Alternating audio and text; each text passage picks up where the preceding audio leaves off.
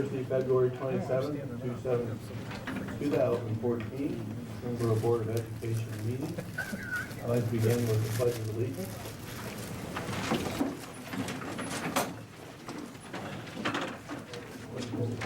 Flag of the United States of America and to the republic for which it stands, one nation, under God, indivisible, with liberty and justice for all.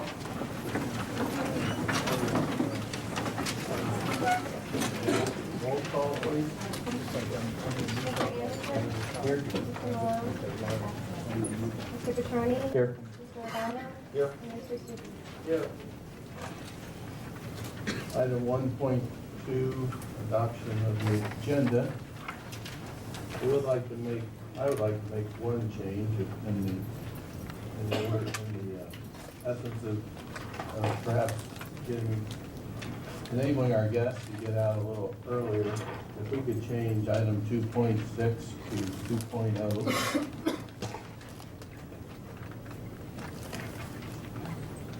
And if our guests would like to stay, they're welcome to stay. If they leave, they're welcome to leave quietly too.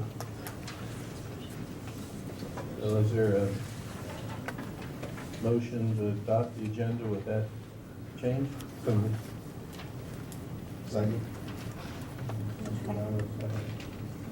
Roll call? Mr. Anderson? Yes. Petroni? Yes. Logano? Yes. And Stuckey? Yes. Item 1.3, approval of the January 9th minutes. So moved. Second. Roll call? Anderson? Yes. Petroni? Yes. Logano? Yes. Stuckey? Yes.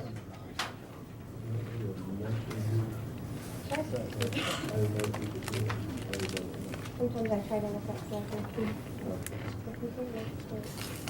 Item 1.4, approval of the January 23rd meeting minutes. So moved. Second. Roll call? Anderson? Yes. Petroni? Yes. Logano? Yes. And Stuckey? Yes. And item 1.5, approval of the special meeting minutes. So moved. Second. Roll call, please. Anderson? Yes. Petroni? Yes. Logano? Yes. And Stuckey? Yes. And Mr. Petrie, I'll allow you to introduce item 2.0. Okay. This evening, we have the great fortune of having our junior high here for the inspirational message. And Principal, Mr. Jeff Blakely, and Assistant Principal, Mrs. Brooke Coulter, will be here to introduce all of them. Thank you, Mr. Junior. I was just recently informed that perhaps I have a little less time than I thought I had, but you start putting together all the great things that are going on at the junior high, and your presentation quickly grows. So I'm going to try to be as brief as possible. Like Mr. Petrie said, my name is Jeff Blakely. I'm the proud principal at Springboro Junior High School. And I'm going to talk a little bit about some of the things that we have going on, but I think more importantly, I brought some students here to talk about some of the things that they've done over the course of the year and to highlight some of their accomplishments. So that's going to be the highlight of the presentation tonight. I thought about, what picture to show for our junior high, and I thought a nice picture out front with the sun and the flag and everything, but then I thought, you know what, junior high, I mean, there's no better vision of junior high than a junior high lunch, and if you all can remember back to those days, there is a tremendous amount of things going on right there in that picture, so I thought that might be a better visual. So what we'll do is we'll talk just about a few things going on in our core classes, our language arts, social studies, math, and science classes, and then, like I said, we'll get to the students as quickly as possible because that's what I think we want to hear about. Currently, our English language arts teachers are doing something called a 20% project, and this was inspired by Google, who allows their engineers to spend 20% of their time at work to research something of their interest, and do what they want to do with it. So the teachers have structured this for the students. It is very structured in a sense that they've created a rubric with deadlines and standards that they have to meet, conferencing with the students on a weekly basis, and students entering journal entries just to, mark their progress. But it's very open-ended in the sense that the students get to choose what they want. So whatever they are interested in, they can research it, collect data, and then provide an overall end product. And those end products are going to vary amongst these students. And this is something I've heard a lot of students brainstorming ideas, coming to myself and Mr. Blakely to kind of get permission to, is it okay if we do this? And I am looking forward to this spring to see these end products. Our science classes, our science teachers are really trying to incorporate more STEM STEM activities within their classes. They focus on the engineer design process, which is kind of upping the ante of the the old scientific method that a lot of us are used to. The engineer design process is looking at a problem or a need, coming up with designs on their own to fix the need or the problem. The picture that you see here, the students were given tape, spaghetti noodles, and marshmallows, and they had like 15 minutes to create a structure that could hold the marshmallows. Another activity that they're doing, they were given some materials.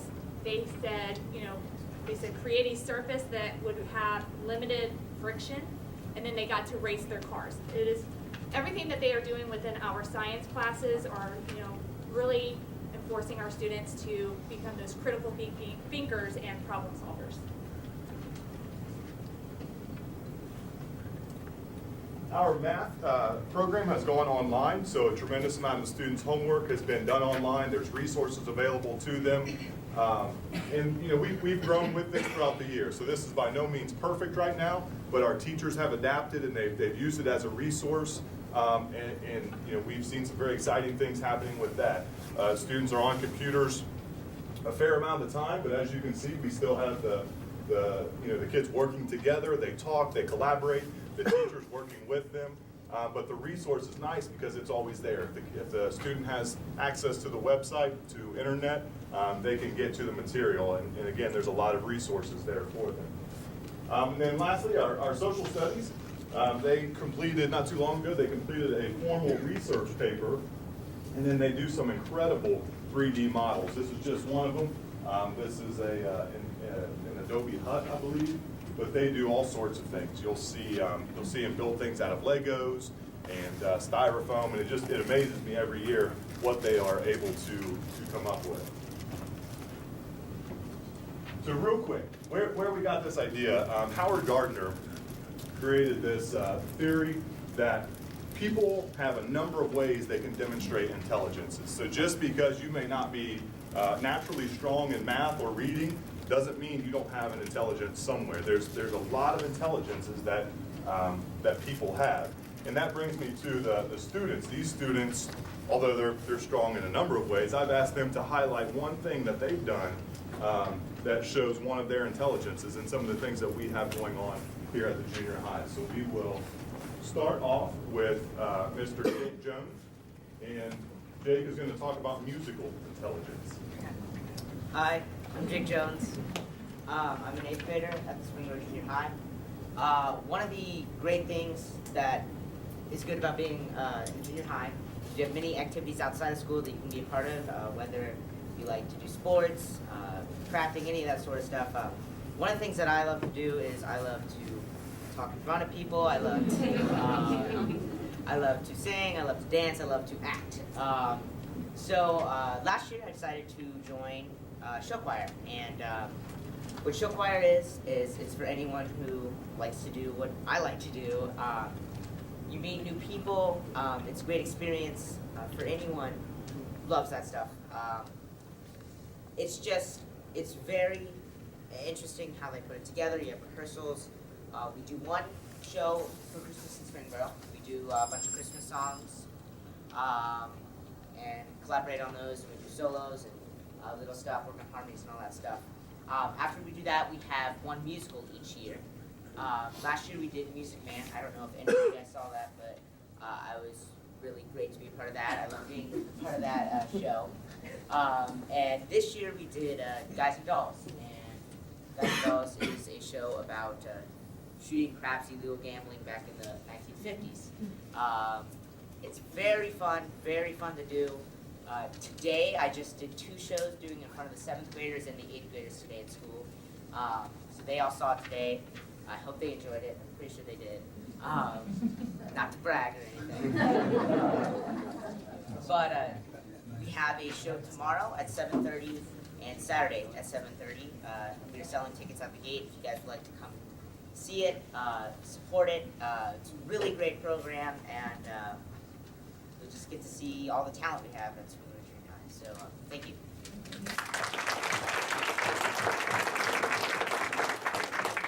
Next up, to talk about the bodily kinesthetic intelligence, we have Brooke Bruner. Hi, I'm Brooke Bruner. I'm in 7th grade at Springboro Junior High School, and my strength is gym. Each beginning of the semester in gym, we do what is called fitness stations. Fitness stations teach kids different exercises to get fit and to work different muscle groups. Fitness station pushes us farther than you are used to going. It is always nice to hear inspiration from my gym teachers, Mr. Yost and Mrs. Shelton. We use teamwork and leadership to encourage others, build relationships, and help kids through gym struggles such as push-ups, wall sits, and running. Gym helps us to be stronger and healthier people and lead us to the fitness a part of our everyday life. Thank you.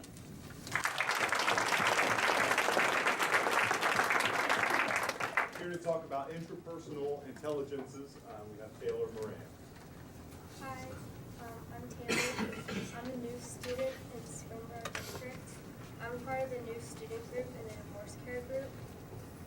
The new student group meets once a month with administrators and counselors. The goal is to discuss student concerns, academic social activities, and to provide support in the students' transition to the junior high. The divorce care group meets once a week for approximately 10 weeks. This group provides support for students whose families are going through a change in the form of separation or divorce. They discuss the emotions involving with the divorce and how to handle them. And the grief support group, they also meet once a week for approximately 10 weeks.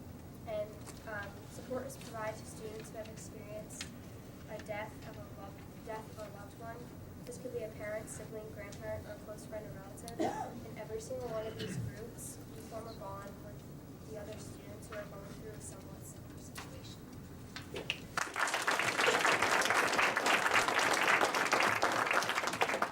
For the sake of time, we're going to move past this one. We are going to post this. So I just talked to Mr. Worthen. We're going to post some of our common craft videos that social studies did on the website. So check back. They're really cool. They're quick, informative, things that the students produce.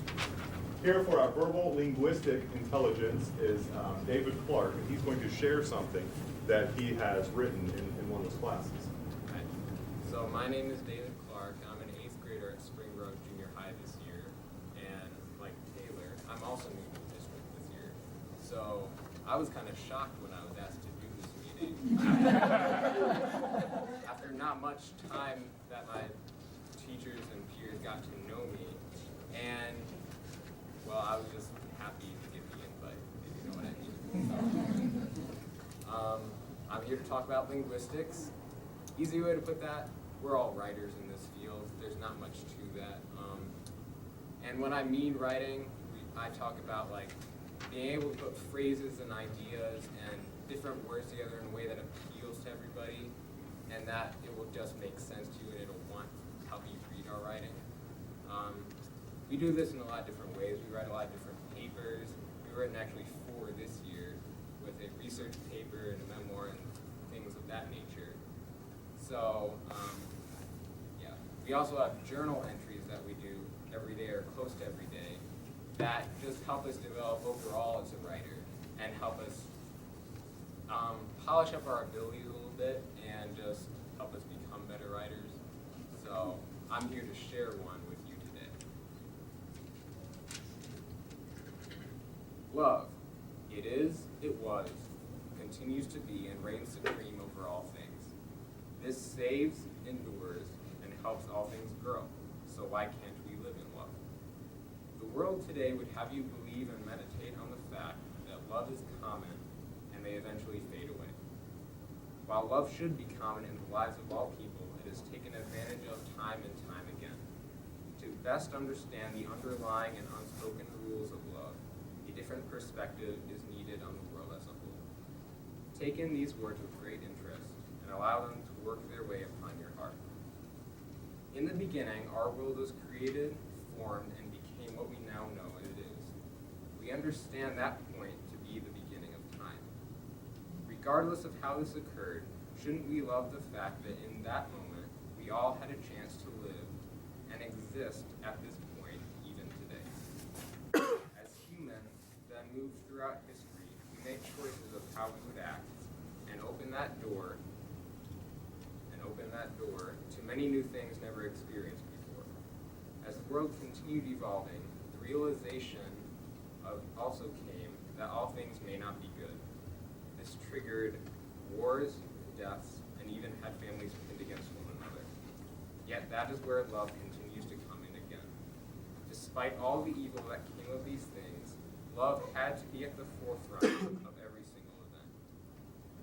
Forgiving one another, making resolutions, rebuilding from years of prejudice and war, all these things require deep and meaningful love to work through difficulties as they presented themselves. Here, some of the most intriguing statements pertaining to love were expressed. The one most likely to be known is the golden rule: treat others as you would like to be treated.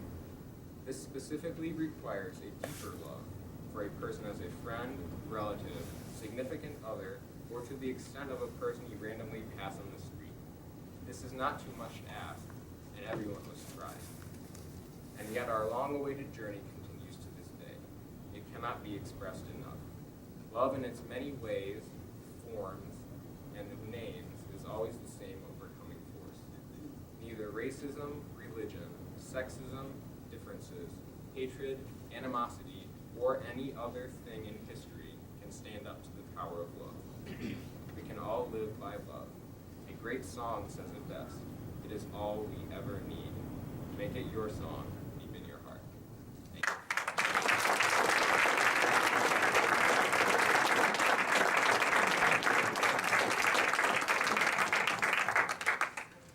For the logical mathematical intelligence, we have Riley Wells. Hi, I'm Riley Wells, and I'm part of the diaper drive.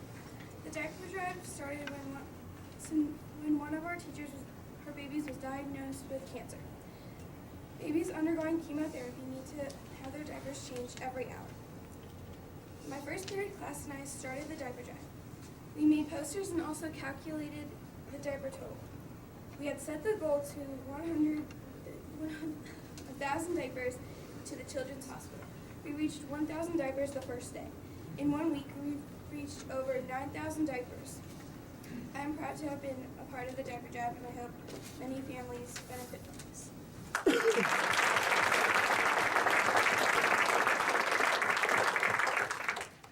Our naturalistic intelligence, Luke Donaghy is going to talk about that. Hi, I'm Luke Donaghy. I'm here to talk about our DC project that all the 8th graders are assigned.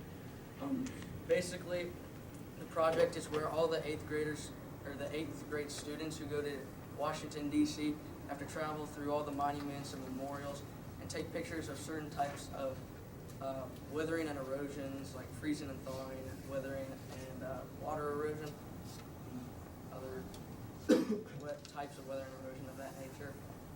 And for the unfortunate students who do not get to go or choose not to go, they have to, or they stay in their area and take pictures of the weathering and erosion in their area for their project. So, but before all the projects, or before the field trip goes, the teachers spend about a week's time explaining the types of weathering and erosion, so we know what we're looking for in the pictures. So for the presentation that we're given, or the PowerPoint presentation that we're assigned for the DC trip, each slide of the presentation has to have a certain amount of information. In this case, it has to have a picture of a certain type of weather and erosion, an explanation of why it's that kind, and then where you took the picture. This slide on the screen was taken from it's an example of oxidation for weathering. It's just the basic structure, so there's like the picture and then the the description of why it's the oxidation, and then the FDR memorial is where I took the picture. I really enjoyed this project. It was a really good learning experience for all the students. I really just think that the junior high should continue to do the project for years to come. It's just a really good project.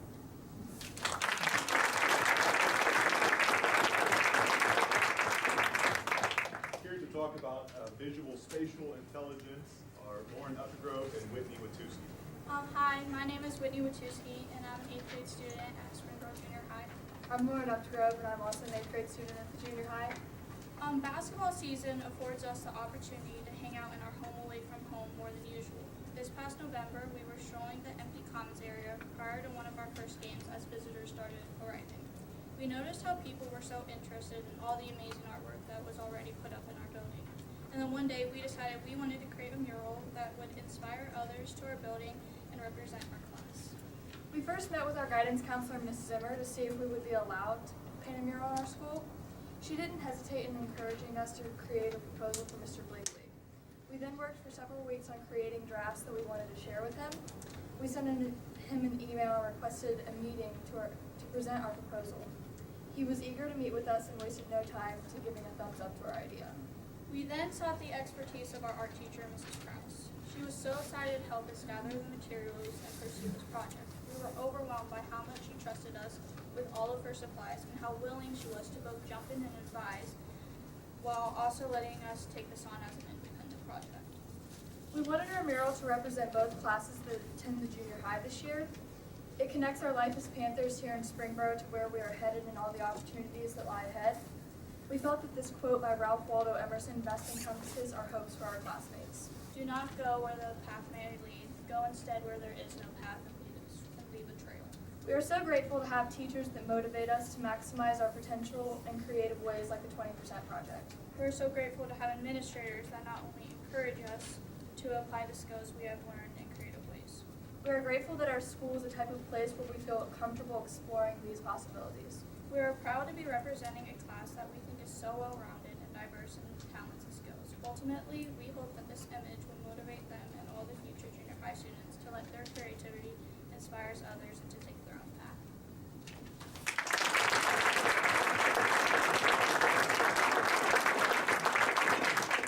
This quote is actually going to be painted up there. That's still a work in progress.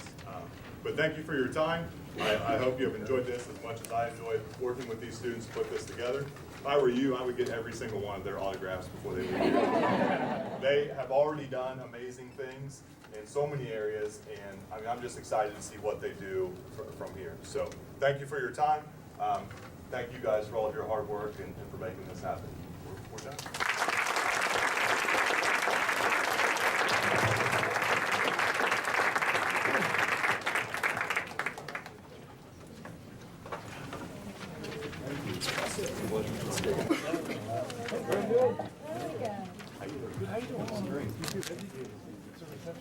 Obviously, you're welcome to the ones who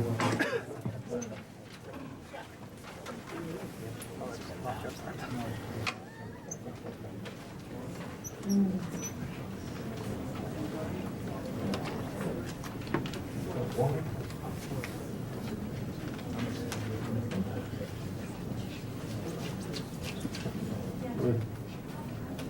With that, we'll go to item 2.1, Springboro Education Association report. Is there any report? Oh, Sarah Thornberry, Springboro Education Association, nothing to report. Thank you. thank you. Item 2.2, Springboro Classified Employees Association. Is there any report? Springboro Classified and Okay. nothing to report. Item 2.3 is public participation. And we do have 3 people that have requested to speak. With that, before we start, especially with the new board members, we'll recite the the policy as it stands that was created by a previous board.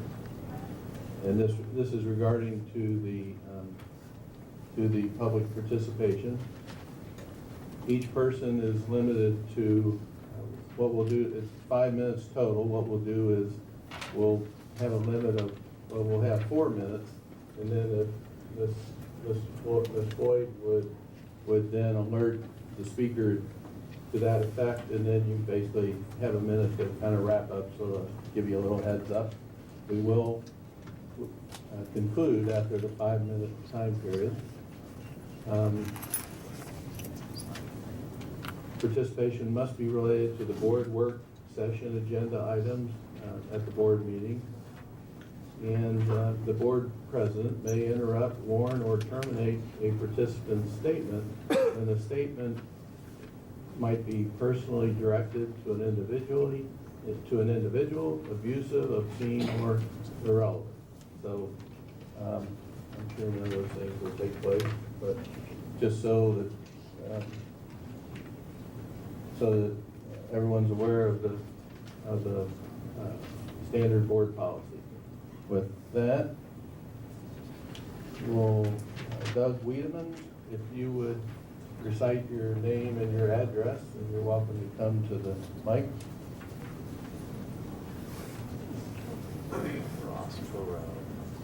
Yeah. After 4 minutes, we'll just let everybody, Mrs. Floyd will give everybody a heads up.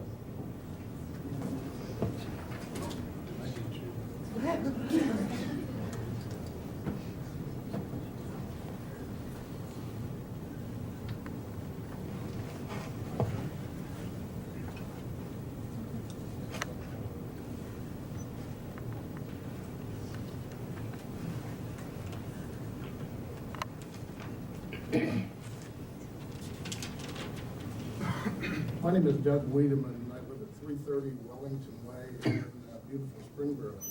And what I'd like to talk about is the state audit report regarding our booster clubs. It was supposed to have been made public in the middle of December. I didn't find out about it until Larry Budd wrote an article about it in the Daily News on February the 11th, I believe it was, a couple months after the fact. And I thought some of the people in the area might like to know kind of what was in that report, because not everybody got a chance to read it. Not everybody takes the Daily News, and it hadn't been on the Transparency Project, from what I could see. Is that right, Mr. Petrie? It was my understanding Mr. Porter put it on there before the holiday season. I didn't see it. I didn't see it. Anyways, the beginning of that report goes back to Mr. Holtree in 2004, when Mr. Holtree decided to take his, he claims Mr. Baker requested that he began taking the money out of the Boosters Club and putting into a private account that he alone controlled. This is money for summer camps that they raised. Those summer camps were done under the, well, for instance, Mr. Holtree sent out a email speaking of the Springboro varsity is hosting the camps. One would be led to believe that the Springboro varsity was the one that was going to benefit from the monies that were generated. That wasn't really the case. And Mr. Wilhite comes in 2006. He runs his camps and sends the money through the Springboro football moms. Mr. Benjamin comes in 2008. He says he begins right from the bat opening a private account on all of his camp duties. In 2009, Mr. Holtree becomes the athletic director. Mr. Wilhite believes at that time Mr. Holtree requested that he set up private accounts for his camps that only he controlled, take the money out of the football moms' hands. Mr. Holtree, in May of that same year, sent an email out warning of the consequences of an unpassed levy for athletics. Part of the consequences were the cost of fees for usage was going to go up. The bad part about that was the fees were never paid by any of the coaches using any of the camps. They were using all the taxpayers' facilities, charging all the taxpayers to use them, but they themselves raised their money privately using our facilities. In 2009, at the fall there, the consequences of an unpassed levy was pay to participate, where everybody suddenly was paying kids, or the kids were having to pay $475 at the high school, $350 at the junior high to participate. In 2011, Mr. Pelfrey and Mr. Sadinsky, the baseball coach and the volleyball coach, opened up their private accounts for bypassing the boosters at the request again of Mr. Holtree. Mr. Holtree resigned as the athletic director and was retained as the basketball coach. Mr. Krieger was hired in 2011. The Budget and Finance Committee started looking into all this stuff, and pay to participate's costs and revenues. As a result of that investigation, what came to light was Mr. Harv's resignation as booster treasurer and turning himself into the police. A year later, Mr. Harves was convicted of the theft of $439,000 from the booster. About the same time, Mr. Holtree had an interview in the Dayton Daily News claiming that coaches were running camps and keeping profits, and that was just absolutely fraudulent. The state audit report comes out in December of last year, and Mr. Holtree considered any funds remaining from the Mr. fees he Wiedemann? collected to be his stipend. You have 1 minute left. Sorry, 1 minute left? it's 1 minute. That's good, and at the end of 2013. The bottom line on this is this was information that should have been made aware to the district, not just perhaps parents in the district, but all the taxpayers within the district. If we're gonna have any kind of a transparent program going forward, you gotta let them know the good and the bad. And you've made some improvements in this stuff, but most people don't know what they are or how they impact anything. And that's kind of where I'd like to leave it, is that we move forward in a transparent fashion, let people know what's good and what's bad about our district, and work to improve it. Any questions?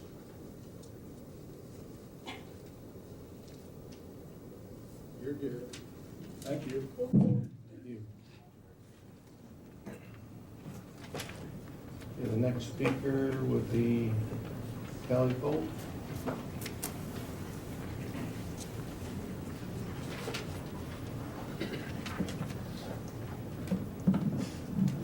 Hello, Board. Thank you for the few minutes. I'm not going to take 5, that's for sure. I wanted to share a couple of my concerns with you. I'm Kelly Coles, 71414 Horse Drive, Springboro.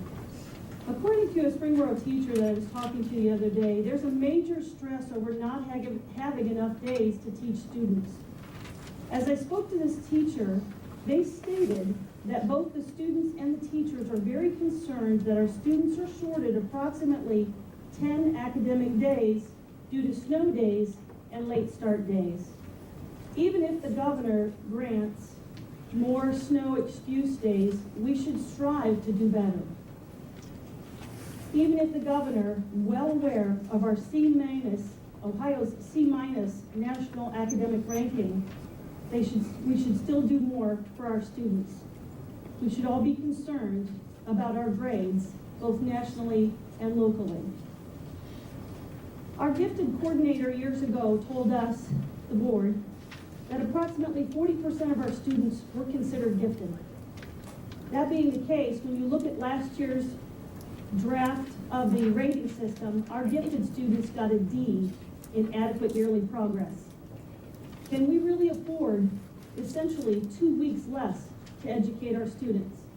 Even if the governor says yes, even if the House passes 416, which was rejected today, which was a revised version of the extra days off, snow days off, we shouldn't use those as an excuse not to educate.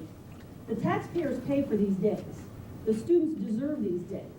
I believe that the days should be made up somewhere in the schedule. We have to teach our kids the amount of time that the taxpayers pay for them to be taught, and that the employees are paid for them to be taught.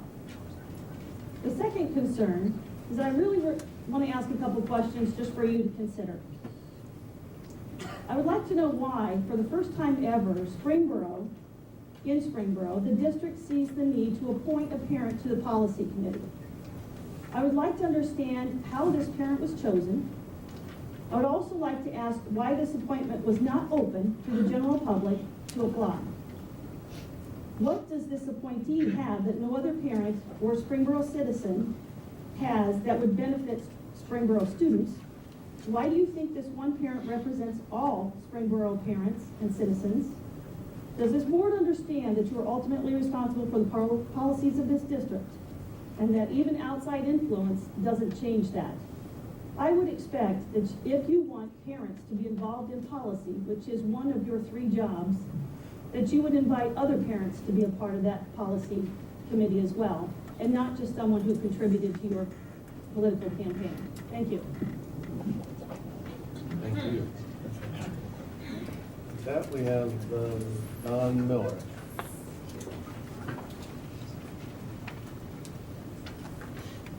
Don?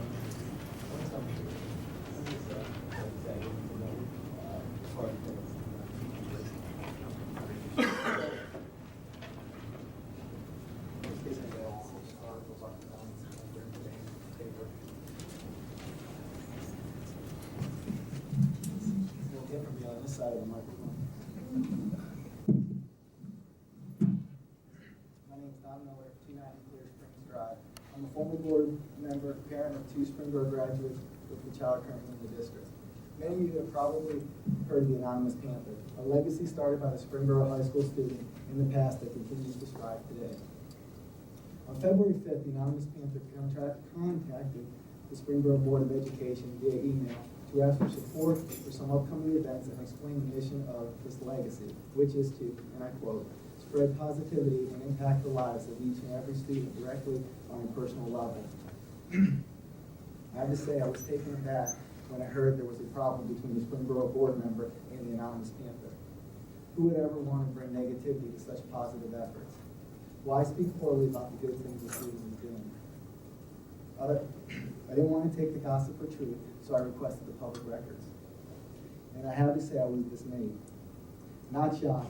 No, not after sitting and watching while the Confederate flag was unfurled and waved in the school board meeting, after listening to the forced meeting regarding the need for a Springboro charter school, after members of this school board supported and intended to offer summer Constitution classes from an organization with ties to an active white supremacist. What kind of work I do that we can bring this to put the children first. I'm disappointed there was a member of this board who chose to speak out without fact-finding first. That the conspiracy theories run rampant and trust and integrity seem to be lacking. If this same board member put in writing on February 6th that this high school do-gooder is a, and I quote, social infidel who has no place in our school system, that is outrageous. Where were these strong words when the Confederate flag was being celebrated by a man who has publicly pushed out racial charged tweets? Seems like a double standard. When it's convenient, the strong words can be easily aimed and unleashed. To offer an apology after requesting the good works of the Anonymous Panther, cease and desist is, in my opinion, too little too late. Especially when the apology came after the media picked up the story and ran it in print in our televised news. The apology seems more like damage control than a sincere effort to correct a wrong. Because after looking through the emails as I did, there are days of wrongs in which there was time to find out what the Anonymous Panther stood for. This is irresponsible, completely irresponsible. The same board member states on several occasions he does not support anonymity. To that I offer this: Educate Springboro. Started and ran by 2 current board members. Hold on. Started and ran by 2 current board members. Take a look at the website. No one who posts or responds uses their real name, only a screen name. I would call that anonymous, with an agenda, yet it's allowed. Educate Springboro also professes its founding members support children first. To that I say this: live it, don't preach it.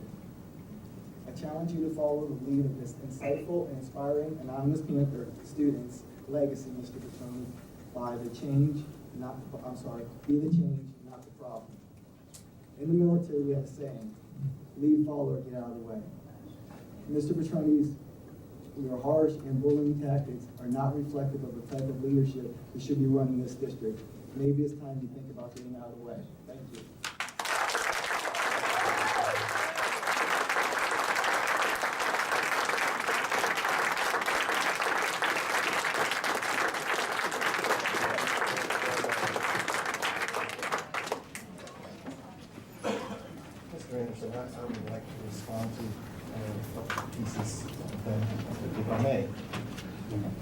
participate in the board. No, I'd like to do them that well for the topic.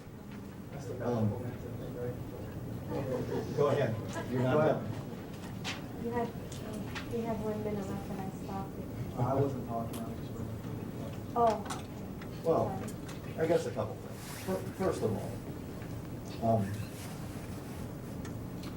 one of the things that concerns me with all of the talk about the Anonymous Panther that I think we should not lose sight of is I don't want any young kids to come under the wrong impression that talking to strangers is okay, that we teach them, don't talk to strangers, and we also teach them to be careful who you're dealing with online. And while I don't question the intentions of the Anonymous Panther, I don't want any young kids to be confused and think that it is generally a good practice to be dealing with anonymous people online. So let's just recognize that when you talk to people online, that you don't know who they are, and that you need to be careful. And so let's just make sure that we are clear on that.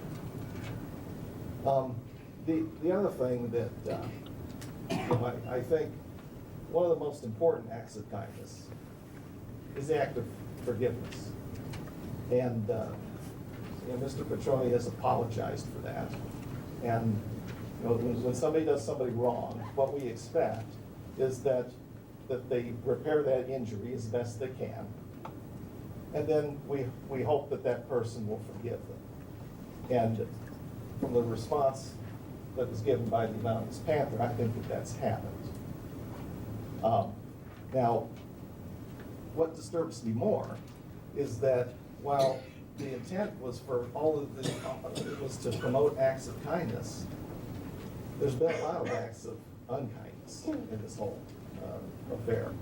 And what could have been kept as a private issue, because in that original email, which was reviewed by a couple board members, that original email was confined to about 6 or 7 people. Okay? But what's been the problem in this district, and what continues to be the problem, I think, and it is that out of that group of 6 or 7 people, somebody took the opportunity to make it a public issue. You mentioned a couple issues. The Confederate flag flying. No board member up here is responsible, or no former board member was responsible for a Confederate flag being unfurled there. And your speech suggested that we had some kind of control over that. I did not say that was. Now, and in a spontaneous situation, it's hard to react to those things. And I think you admitted that yourself I was the first one. at the time of the incident. But you mentioned another incident about the Constitution class, and we made a big public issue out of that. But do you really? Let me ask you this question: is it reasonable to expect? I vetted that class and I talked to the instructor. What I didn't do is a LexisNexis search on every officer that the parent company ever employed. I think that that's a little bit beyond, but that didn't stop people from trying to take that issue and make it a public issue. And I guess this is my larger point. Until this forgiveness starts to happen, and I know Mr. Petrie, that this stuff bothers him a lot, because he wants to have a consultant in here to talk about mission and vision. But having talked to that consultant, the underlying purpose is to try to bridge the divide that exists in this community. But I don't think that it's a divide amongst the community at large. It's a divide amongst a few people where they can't have forgiveness.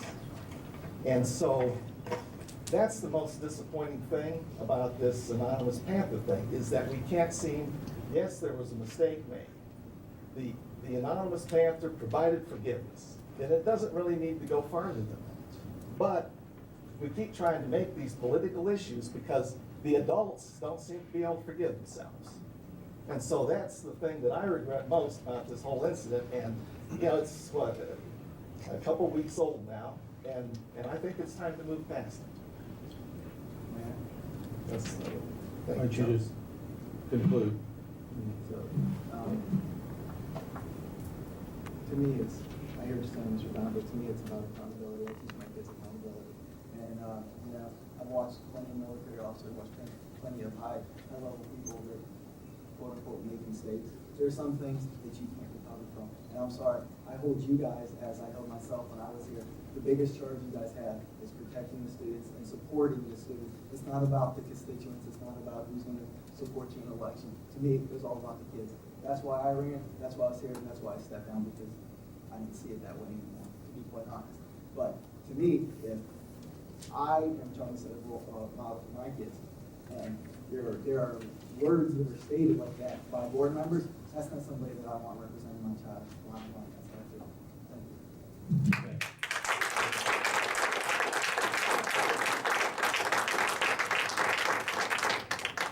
Okay, I think we're gonna go on to something a little lighter, 2.5, Steve Hardy. I said lighter, oh.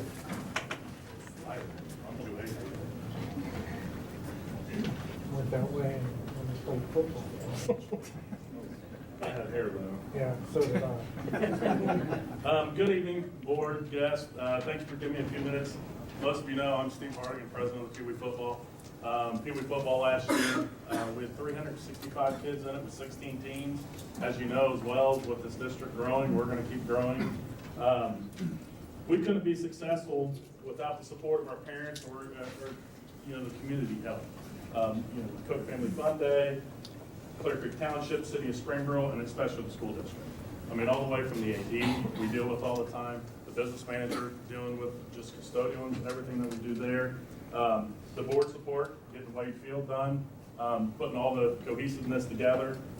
Junior high staff, we deal with them a lot, but especially with Coach Wilhite, his staff coming down. I mean, we coach our kids. We're already starting our meetings with all of our coaches, training them heads up football. As you've seen in NFL, that they're worried about not having an NFL down the line. So Coach Wilhite has gone through all his camps, bringing it down with us, and his staff spends a lot of time with us. So that way we can keep our young kids that. But what I want to do tonight is really thank you for putting the kids first. What we do in our youth organizations coming back up, I know you guys don't hear that quite a bit, so we'd like to bring that to you tonight. But one thing is I can tell you, because I'm proud to be a graduate of this town, and it was only in '89, I'm not that old. And I've got 4 kids, one already been through here, one graduating this year, and 2 more into it. I can't be any more proud of this amazing school district. At this time, Mr. Feature, if you could come down. And on behalf of the Pee Wee Football, we'd like to give you guys a token of our appreciation, but one of our Pee Wee jerseys we have this year, framed for you guys to hang up.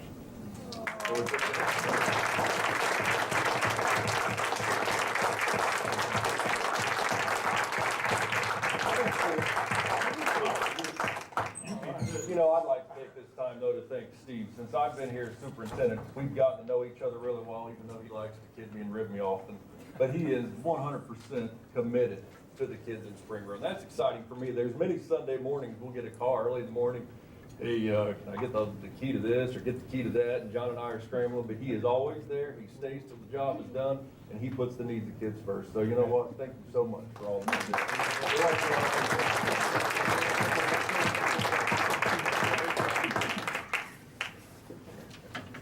Thank you, Steve.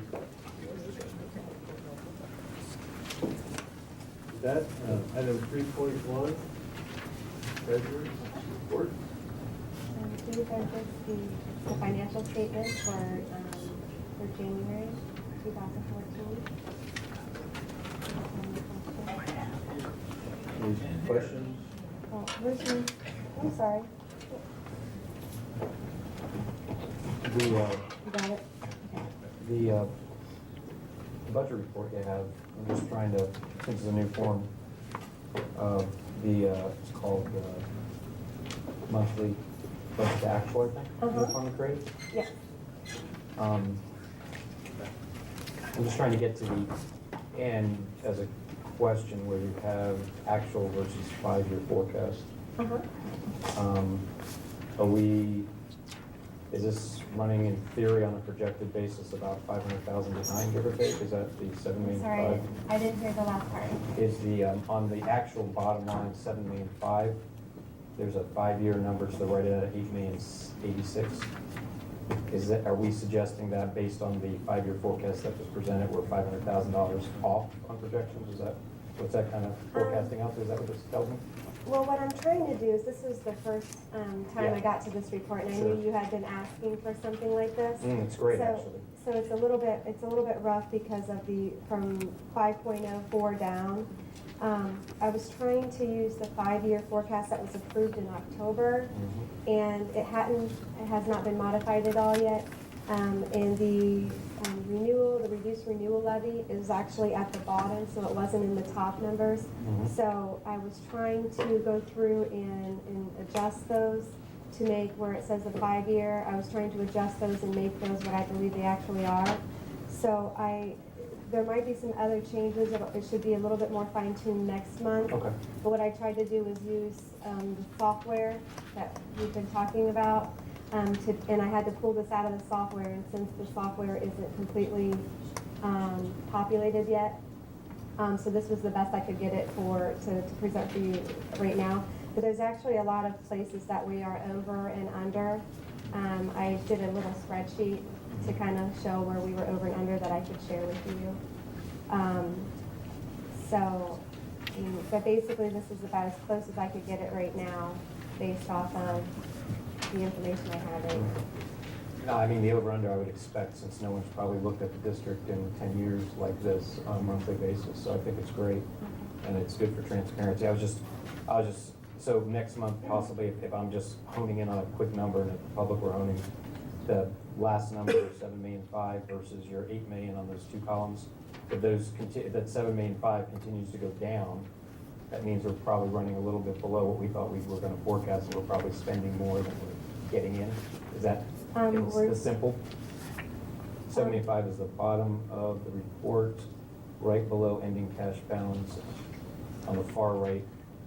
Right, I Actually, see where you're looking. it actually ends in June as well. The way I'm seeing it right now, we are actually, our revenues, I believe we're a little high. We are actually under what our projections were for our revenue. However, we've spent a lot less expenditure-wise than we showed that we were going to expend, which means actually we're to the good right now. So, so right now we are appearing to be having more money than we thought we were going to have. Okay. So maybe I'll get a lesson from you for a half hour in reading this correctly. Oh, next it's time. no problem. Okay. Spend as much time as you need. One other question, I did notice, it just maybe it's the anomaly of the month in January. It's probably because we have a 5-week pay period in January? Yes, Okay. that was what I was gonna tell you, that Okay. the expenditures were higher in January because there were 3 pay periods. Same way with, I believe, August. Okay, great. Thanks. Any other questions? Your motion? So moved. Second? Second. Roll call? Anderson, Yes. Petroni, Yes. Regano, Yes. and Stuckey. Yes. Motion passes. Item 3.2, approval of alternate edge software printer. 20-year-old printer. I know, it's about 14. Any questions? You don't buy the same brand? No, it's actually much better. 14-year-old brand. Gonna get this one. Is there a motion? So moved. Second? Second. Roll call? Anderson, Yes.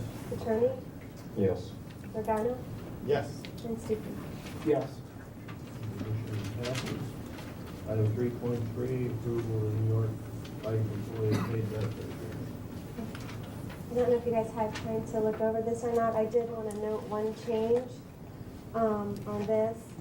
This is that whole life benefit plan. It's 100% employee paid. There is no commitment by the district for this. They can cancel at any time with a 30-day notice, whether it be the employee or the district decides The only thing we're doing on behalf of this would be to take the deduction out of the paychecks and send it to New York Life. That's the only thing the district is doing. The only thing I did want to note on this is that the one that will need to be signed, the dates, the one that I uploaded into the system, the dates were off, so I'll make sure that's corrected. This letter of understanding that I uploaded the first one, which was before it went for this week, where we postponed it to go for a vote. So the dates in here have been adjusted on here. So the one we actually sign will be, have the updated dates, which does reflect the dates in the rest of the packet that you have. Just the first page wasn't updated. I think, I'm fine with it, but I think the signature block is incorrect. Yeah, I think if I'm not mistaken, the authority that binds is your signature and the president's signature after the vote, if I'm not mistaken. I think it's treasurer and president binds the contract. Yes. And this only has the president's or somebody's signature. Right, this right here is a letter of understanding that only has to be signed by the treasurer, but the actual agreement form, I believe, is what needs to be signed by the board president. Let's see. I may be wrong. Let me look.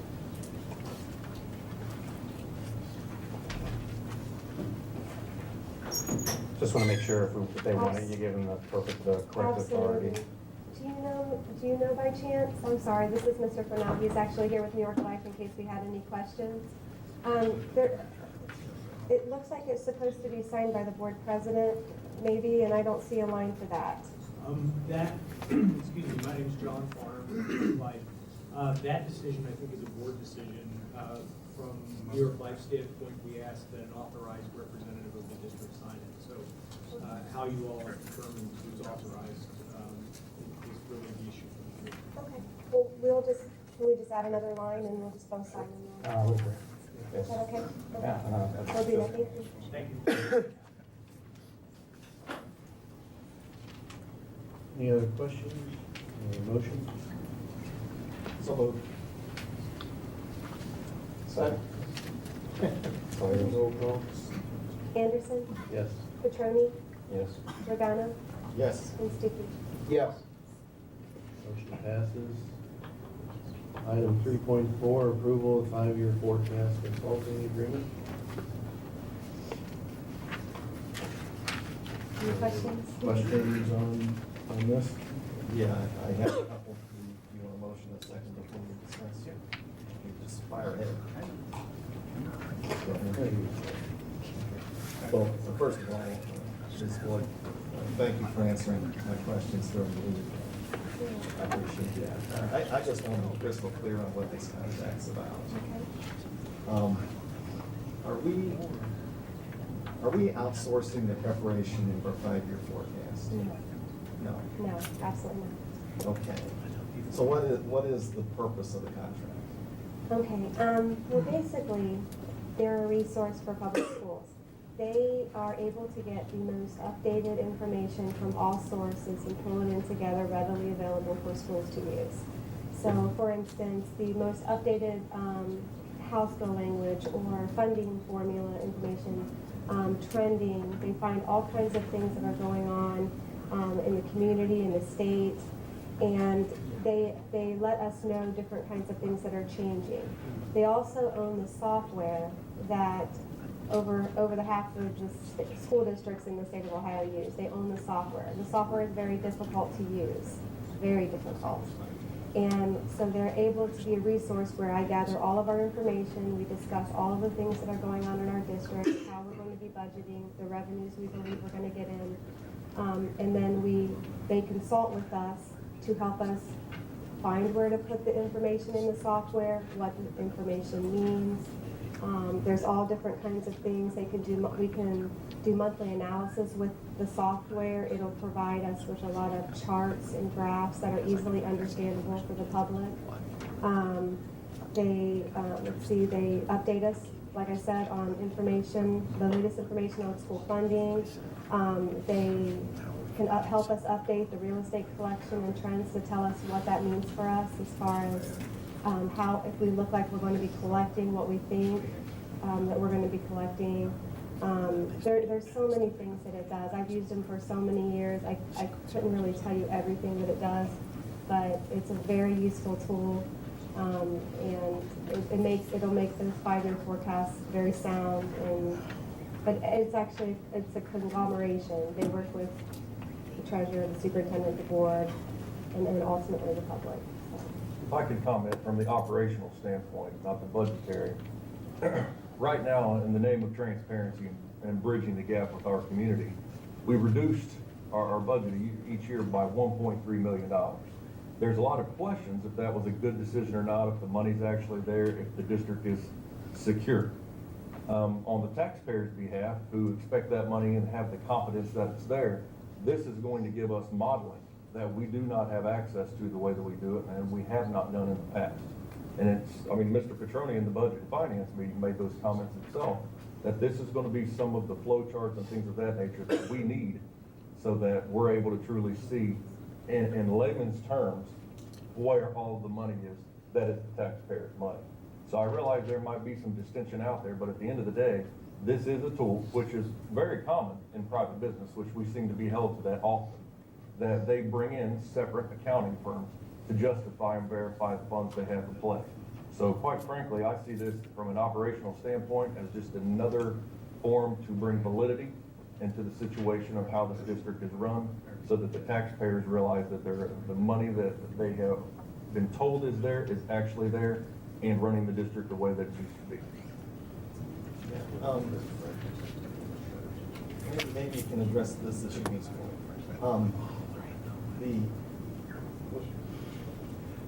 before you were here, the district believed that it needed new levies.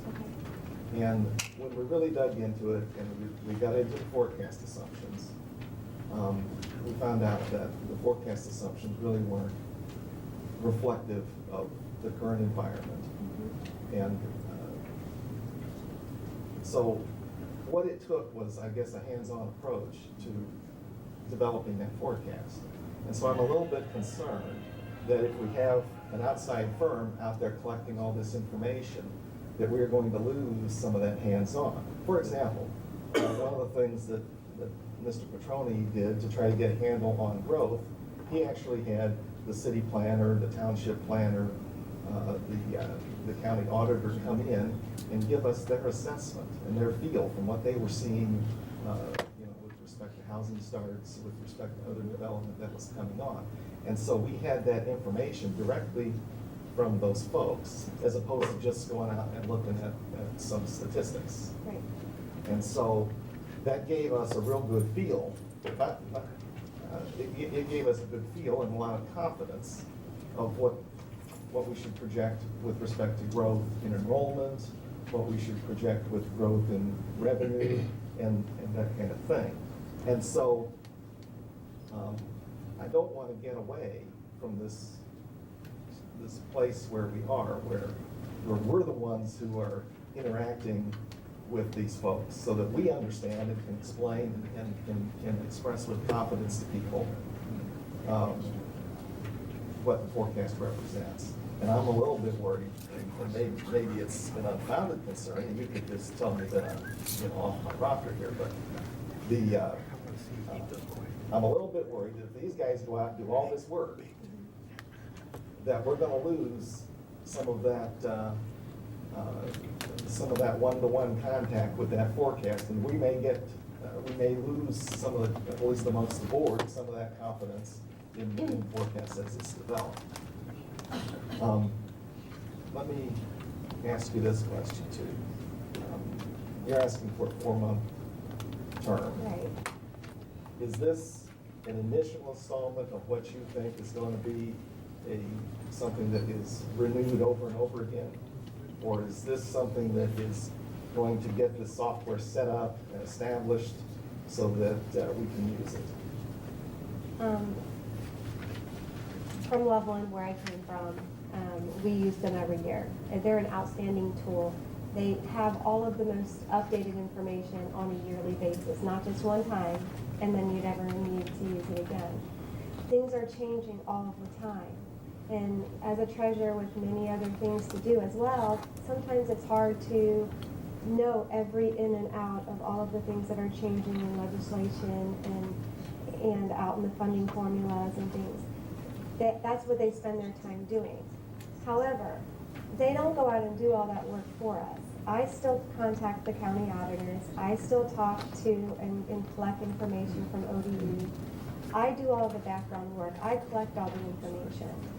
We put it in the software, which is very hard to understand, but you put it in the software and then we discuss, that's the consulting part, what it means to our district, what it's going to look like. And everything that you put in that modeling changes the 5-year. So we can kind of look at different ways, okay, if we cut this, if we do that, it does a lot of what ifs. There's a lot of things the software does, but it's not just somebody else doing all the work. I'm still doing all the work. They're just consulting with me to help us understand what it means and be able to help explain to our taxpayers what it means. That's all of it. Mr. President, a couple questions. There's been you asked when the contract came out for questions on the contract last week.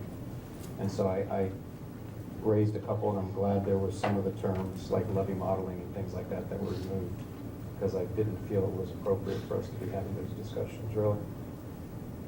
Just like earlier with the contract with New York Life, and my background, as I tried to explain, is in contract law, which tends to make me more black and white than emotional, which means driving certain types of communications ways as though they don't need to go on. So I tried this week to stay very focused on just the contract. The OSBA piece to this contract, as we had a presentation, caught me a little bit off guard, to be honest with you. I'm not here for or against OSBA. They have a purpose, but that was a little bit of a shock, quite candidly, when we sat in the meeting with the presentation.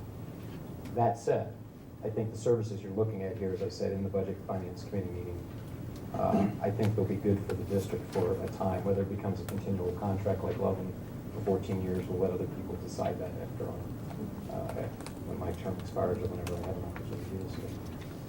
My point in this contract, and what concerns me though, and it just confuses me really, and I don't know why we're not concerned about it. And again, it goes back to contract law, so I'm being very factual. This is more about contract law, and just like I mentioned that our board president and treasurer are the only people that have the authority to execute. Yesterday in my business, I had 2 attorneys, 2 closing agents ask for our company's resolutions of authority to bind things. So one item I was a little concerned about, and I understood the answer, is that, and it's, again, this is not a very big contract, so it goes to any contract, in my opinion, is that I don't know who this woman at the OSBA is, and assuming all the facts are relevant and she's the general counsel and has that authority, that's great. But more concerning, I guess, is the bit of transparency that might be missing on this, to me. And that would keep me from voting for this because of this, not because of the services, but it would keep me from voting for this because of this piece. And I guess I don't, and that's what I'm really trying to wrestle with, because I think it's going to be a good benefit. I don't really want to say no to this. But when PFR came in, and I guess they have 300 schools that do this, or they do this for, which is a pretty good business at $1,000 a month, $3.6 million a year revenue that they contract with the OSBA. So one of my questions was, well, let's just, and it's referenced here, it says that PFR is a subcontract of the OSBA. And I don't know if it's material or not. It just seems that we should have a copy of that. So I consulted with attorneys that I work with daily, not our board attorney, because I deal with contract law, and I said, is there a reason why I shouldn't ask for what the terms and conditions are of that underlying contract and how it helps and hurts? I said, no, you should ask. And the ORC code says that as a board, I think it's 3313.171 says we have all the right in the world to do these types of things. And so when I got the answers that it's not really something that they're willing to share, I feel that that's just something with tax dollars we should have available. So I would vote for this contract with that item being clarified and presented publicly as it relates to it. And that's my concern. Outside of the services, I think they're great, and I think I'm going to be forced to vote no if we can't get there. And I really don't want to do that, because I'm not supporting you because I think this is a great idea. I'm not saying no because it's the OSBA, which are other statements in the record. I'm just giving comments on the contract. And I would just like to actually comment on that. The OSBA, which I also was not aware that they did the contracts for them, like I said, at Loveland, it was never an issue because the only contact we have whatsoever is with PFR, the company that's doing the consulting services. So therefore, I never knew OSBA had anything to do with it. But in that regard, when I asked PFR why they used OSBA, they explained to me that they are a consulting firm who helps districts do 5 years and do the consulting for the 5 years, that they're not lawyers and they're not, do their legal things, they don't not get a billing and this and that. So they said they approached OSBA to ask OSBA if they would do that for them. Well, OSBA doesn't endorse companies without a rigorous background check to basically go through everything and see what the company's about before they would endorse their name on something anyway. So they went through that process, I guess, and they became the person who did their contracts. But inside that, they do their billing, their marketing, they do all kinds of other things that have no bearing on this contract. So when you think about asking them for their agreement that they have from PFR to OSBA, there's many other things that are basically none of our business that would be in there.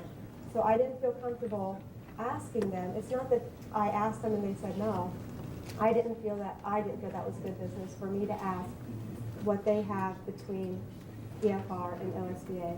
Our contract is what it is, and we can accept it the way it is. I did ask if there was a markup. She said no. I would take her word for that. She's a lawyer. I wouldn't believe that she would lie to me and she wrote it in writing, which I forwarded to you.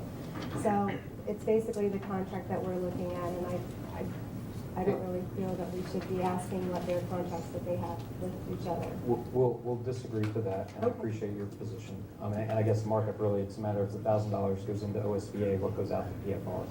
So in any case, that's my position, and unfortunate, if we don't change that, then I'll be forced to vote no against this document, because I don't think it suits, get past my legal test.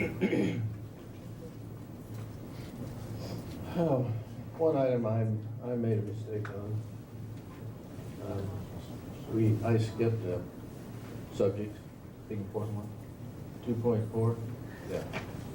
So, I apologize, title was down here, I just skipped it. So, let's do that before we call for a vote on that. So, just make sure we don't miss anybody. Item 2.4 was public participation.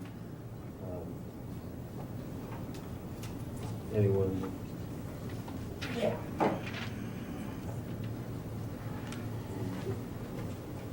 Cite your name and address and. Todd Robinson, 4706 Deerfield Trail. Man, I wasn't going to say something, but since you offered, I appreciate the concern for bringing the community together. Trust me. What I don't appreciate is I just sat through 10, 15 minutes of of discussion about a contract that was clearly stated and, in my mind, pretty simple. But I never saw that kind of digging into the MLA contract. And I just thought that was a decent point. I mean, everybody's being really scrupulous of this because it falls in under OSBA, and you can say that it's not the truth, but that's the perception. MLA, I believe somebody from the public came in and noted something that I believe you took issue with, Mr. Petroni, and that's why you agreed or didn't agree to go through with it, because where was the scrutiny in that contract? You read this one so hard, and that one you didn't. And I just would like the board to, yeah, the community will come together eventually, but I think you guys need to first. Thank you. Just not to debate clarification, I did read that contract hard, and that's why I agreed with the gentleman's comments at that time. There were comments in the record that I passed back as well. But you didn't bring it up as a concern. I didn't vote for the contract, sir. No, I understand that. But you didn't bring it up as a concern before the gentleman spoke. I mean, it just seems awfully suspicious. That's all. Yeah, I'm sorry. Thank you. What the heck? I'm going 290, but drive, I don't want to address the OSBA thing, to be quite honest. I just want to remind, I remember sitting in a interview in December. I believe there's a couple of board members that are currently sitting up here that, just in case you can hear, that were also happened to be in that interview. And I remember the interview went something to the effect of, we're hiring a new treasurer. And we're going to do whatever it takes to get this treasurer the tools that they need in order to handle their job. Now I see this treasurer coming in here and trying to bring that up. And I can't help but wonder too, maybe is there a little underlying OSBA issue here? I don't know. Not my concern, not my issue, but all I would say is I know what the direction that we gave as a board of 5 unanimously to the treasurer to go out, do great things, and to also go ahead and whatever tools you need, let's make that work. Well, I see that tools here, and I know if I was on the board, I would have to vote yes for this because of the fact that, I told this person that I was going to do that, and I'm going to do what I say. So, just wondering if everybody else is. Thanks. Just follow up for clarification. The OSBA issue is not an issue about OSBA per se. We sat through a hour-long budget finance committee. I think PFR is the company that is going to provide the service. And we sat through an hour of their presentation, and OSBA was never discussed. So my expectation coming into this was that we would see a contract with the PFR company. Well, what arrived was a contract with OSBA. So the question now for me was about lines of accountability. What's this relationship between OSBA and PFR? Because PFR just didn't say anything about them working in conjunction with OSBA. And so that was really my question, is what's the relationship, and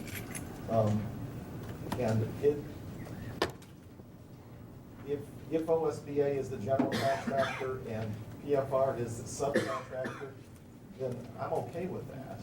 But that's just not the way it was presented.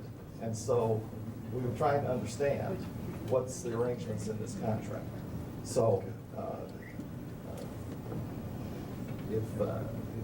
let me just assure you, it's not about OSBA, it's about trying to understand how OSBA got into the process and what's the relationship between companies, and will we, since PFR is providing the service, how do we hold them accountable if by some chance they fail to perform? So for point of clarification, if OSBA is taken out of this, will this get voted for then? If it's removed from the language? Because that's what was asked, is for OSBA to be removed from the language and only be contracted with PFR. To clarify, well, for me, Mr. Petrie, that would certainly work, because that would be a direct line between us and PFR, which is a service provider. Now, as long as the contract is good, I'm okay with it saying OSBA. Okay, and those are the questions I asked. And I hope I answered those for you. Yes, and you answered those for me. And the big question for me is who's going to send us the invoice? Right. And the answer was OSBA sending the invoice. Okay, well, that's fine, so OSBA is accountable. I'm cool. Okay, and let's get back, we have one more participant. Hi, Stephanie Benjamin, 35 Fry Court. I came tonight because I wanted to make sure that I wasn't going to be personally slandered, and I'll admit it, I'm the person on the policy committee. And Dr. Coles did personally slander me on the emails that she sent out to everybody, but you know what? That's not important, because I spent 20 years in the military fighting so that people can say what they believe. Unfortunately, I'm not a public figure, I'm a private citizen, so when you say make up things, that's right. But I want to say that I want to change that, because I am so impressed with the junior high. I have a 6th grader, and I can't wait until he goes. I sat there, and I had no clue what you guys were doing in the junior high. And I had another 6th grade mom that said, all... I'm so We sorry. need to move on. And the other thing that I'd like to say is when the kid came up and said, all you need is love, that's true. And the anonymous panther, they're showing us we need to be adults. Thank you. We're good. Thank Oh, you. okay. Thank you. Maybe we should. During public participation, it has to be related to agenda item. Yeah. Because it Follow wasn't the prearranged. junior high presentation? It- Sorry. Well, it was. Okay. You didn't start out. Sorry about that. Yep, sorry. Thank you. Sorry, I've never done this before. Someone with their glasses. Yeah, I do. Thank you. My name is Jeff Calcaterra, 5 Stanton Drive. I'm the, should be the 7th grade football coach for the junior high school. I'd like to, as far as the agenda item goes, say how appreciative I am of the junior high school kids and the example they set. Honestly, this is my first board meeting, guys. And this room is toxic. There's so much sniping at everything. It's terrible from both sides. I know there's, and let's fool around, there are sides. If we ever go move forward and get more kids like we saw today, it's got to stop.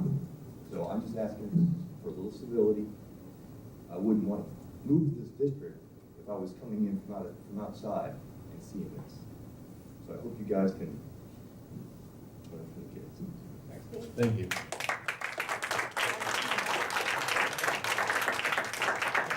Back to item 3.4, we have a motion.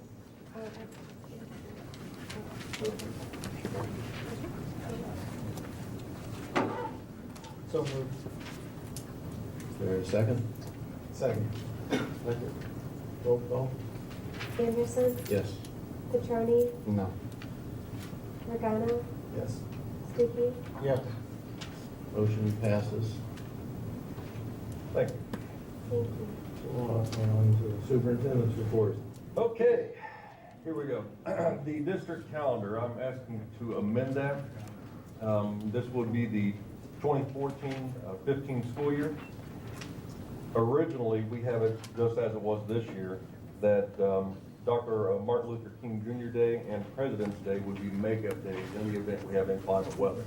I would like to remove that to basically say all remaining days, makeup days if needed, will begin the following, the last day of school for students, followed by the teacher's work day. Part of the reason is for this, these are 2 paid holidays for our classified staff, and each of those days would cost us roughly $50,000 if we use those as makeup days. I certainly don't think that would be a fiscally responsible decision, therefore I'd like to remove those and not use those as makeup days at any time. Can I ask a question? Mm-hmm. So we've missed, or will be missing a total of 10 days right now of school? Is that the? And Dennis, Dennis 8 because of the little problem? correct. And so when we add these days that you're recommending adding, is there additional cost on the days or no? Well, we're not adding any days. What I'm saying is, next year, if we get into the situation we're in now, we will not use these 2 days as makeup days. I apologize publicly. No, okay, that's what I thought we were doing for this year, adding school days for the calendar. Oh, not, the Senate has not voted yet. They No, couldn't no, I come mean, to an agreement today. No, I mean, I thought we were adding more time to teach kids, so I guess that's what I thought the agenda was. This is for next year, I apologize. Correct. But we did the same thing this year. We removed the 2 days to not be used as makeup days as well. At this juncture, are we, okay. I guess, are we comfortable with the 7 days and that are we gonna do anything to make up the 7 days at all? Or teachers are okay? I mean, I know they're stressing a little Right, bit. that's not necessarily what this item is about. However, that is something we can discuss at a later date. We're waiting to see what the Senate involves, and my office staff and I will discuss that. Thank you. Your motion? So moved. Second.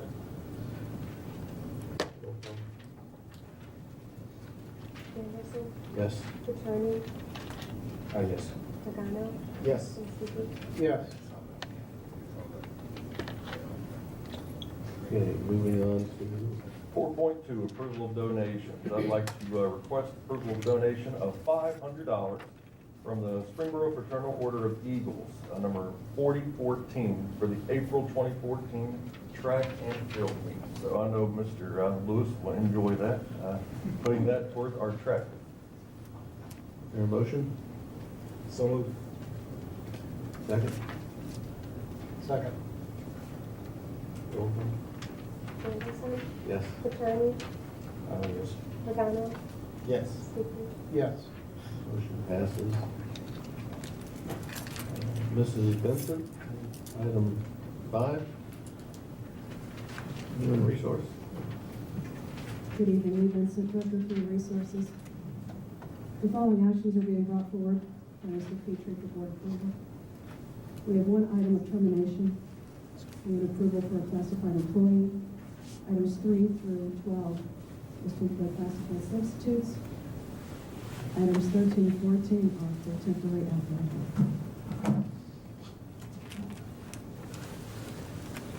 Is there a motion?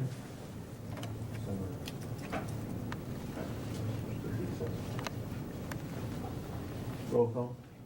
Anderson, Yes. Petroni, Yes. Pagano, Yes. and Stuckey. Yes. Item 6, 6.1 on the board member comments. Mr. Stuckey, you have any comments? Yes. Couple different topics here. Some ideas here with what Mr. Wiedemann presented. I've been here 35 years, and let me give you some background about the camps and stuff and how they came about. First of all, I think we need to realize that the summer camps, the way they're set up in just about every school in the state of Ohio, are not fundraisers, okay? The coaches are hired, they get their salary for coaching those kids, okay, during the season.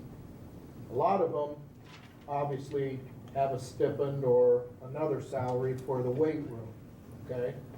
But the camp monies that are raised in every district that I know of, and also the camps that I've worked, that money is for personal use. It would be like taking your child, sending your child to a soccer camp or to get tennis lessons, that type of stuff, because those camps are designed to coach and help those kids, whether it's football or basketball, become better at what they're doing. We started the camps back in the 90s when Bruce Smith was the head coach and AD. Then when Mr. Holtree came in, he was told by Bruce Smith, who were our AD at that time, to start the basketball camps. We had great concern that the Springboro kids were going to go to Alders basketball camps, that they were going to other camps around the area, and that might influence them to leave our district and go to those camps. So it was a competition thing. So at that time, the money from the camps went into the booster club. And from there, the booster paid out to the people that worked the camps and to the coaches the money that was made there. After payment was made for trophies, for whatever the coaches would have, okay? A few years back, Mr. Holtree was talking to the Centerville coaches, and he told them that their money was paid from the boosters. And he said, well, you can't be doing that. That's probably not the best way. And he asked him, well, how do you get paid? He says, well, we have our own accounts. So, Mr. Holtree called the state and talked to one of the assistant commissioners, Jerry Snodgrass, asking him personally what we needed to do here as far as camps were concerned. And when Mr. Holtree told him that, at that time being the AD, that we worked through the boosters, he said, no, I wouldn't do that. And Mr. Holtree asked him, well, what about setting up individual accounts? And he said, yes, that's the way to go. So the coaches, he came back, and that's the way he established the individual accounts. The coaches took out insurance so that the liability was there, okay, if a student got hurt, an athlete. And so since that time, we have been operating under those guidelines until, I believe, the last year, where some changes were made. So, you know, it's important to understand that the coaches that run camps are not taking money from the kids, because that money is not designed to go to the athletic program. It's designed to supplement the coach's income.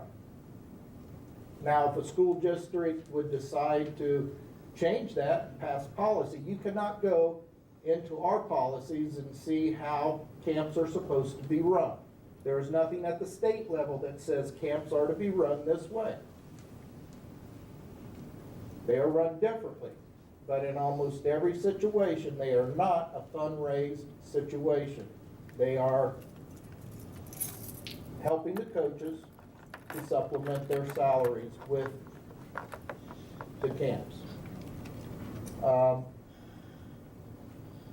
You know, there were some other things that were brought up. The brochures that we ran with the camp said Springboro basketball camp, okay? Didn't say varsity basketball camp. Varsity players worked it. Varsity football players work them, okay? Mr. Benjamin uses his girls, and he employs any of the girls that want to work it. So I think we need to see that as a community, that our coaches are not pocketing money that should be going to our student athletes. Do you have a question? No. We can't get it. We have a public participation. No, we're not doing that. Because a couple of things. No, were said. we're not, Absolutely we're not right. telling you. You had your chance. Everybody in the room had their chance. Now it's board member comments, and then we're gonna move on. We're not gonna sit here all night and just go back and forth. Well, is No. that the state audit report? The state auditor's report. You make your comments, and then we're gonna go to the next board member. We're not doing this going back and forth. Okay. The second thing had to do with the Anonymous Panther. You guys saw the paper this morning. There was a nice article in the Life section, I believe, that explained what was going on and what had happened, you know, at the different schools during this time period. For the week that they had the RAK, what the different schools did. From a personal standpoint, you know, I don't know how the comments or the emails, why they were done.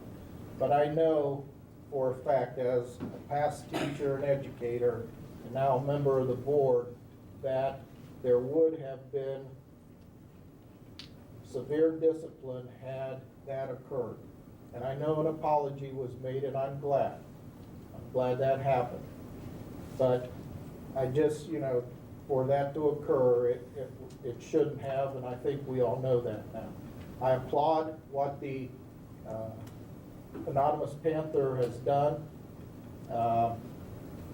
You know, just seeing what has happened positively since this occurred is very good, very enjoyable to watch what the students are doing. And I want to make sure that that can continue down the road with, you know, he says he may pass it, or she says may pass it on to the next person or something, which would be a great idea as long as it stays within the positive nature to help our school system and others around the area too, which are being looked at. Thank you.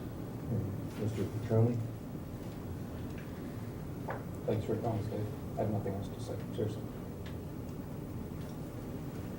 Mr. Riallo? Yeah, just to, I guess, I don't know if we get closure or not, but to close this, try to close the audit issue. Based on what the auditor recommended in their report, we have made some changes. Actually, we made changes even before the auditor's report was final in how those camps are run. And the crux of the issue is that as a public employee, you can't use your job to benefit you personally. And so, in order to resolve that issue, what Mr. Petrie's done is that all of these camps now are being sponsored by Springboro Schools. So there's no question now that Springboro Schools is the sponsoring entity. There was various pieces of information out there before the way the camps were advertised that could have led you to believe that it was a Springboro Schools activity, and other pieces that might have indicated that it wasn't. Well, now that's cleared up. It's a Springboro Schools activity run by our athletic department. I'm not sure that I understand 100% exactly how all those finances work, but the agreement with the coaches is that the school district is going to take 20% of the revenue, which is going to help offset the costs in our athletic programs. And then the coach, out of the remaining 80%, they have to pay their expenses, and then the balance is their stipend. And so that's the way it's set up now. We believe that that will fully comply with the law. So the auditor did find that we had to make some corrections. I think that we already had them made by the time that the audit report was released. Okay, thank you.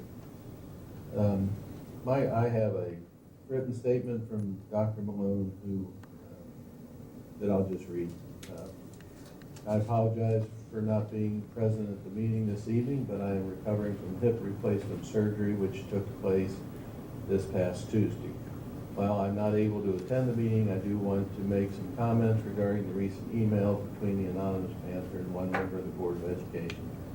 As I have previously stated, I support the actions and goals of the Anonymous Panther and believe that the board member's email criticizing the Panther was inappropriate on several levels.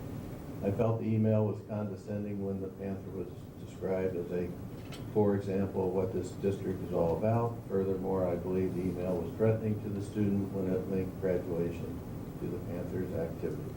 Finally, I believe the email verbally challenged the Panther by telling him or her to man up or woman up. In closing, I appreciate the fact that an apology has been offered. I question if that action alone is sufficient. I have to wonder how a student, staff member, or fellow board member would be dealt with if they were the author of such an email. Sincerely, Dr. Ron Malone, Springboro Board of Education. I have no comments except seeing those 8th grade students is humbling.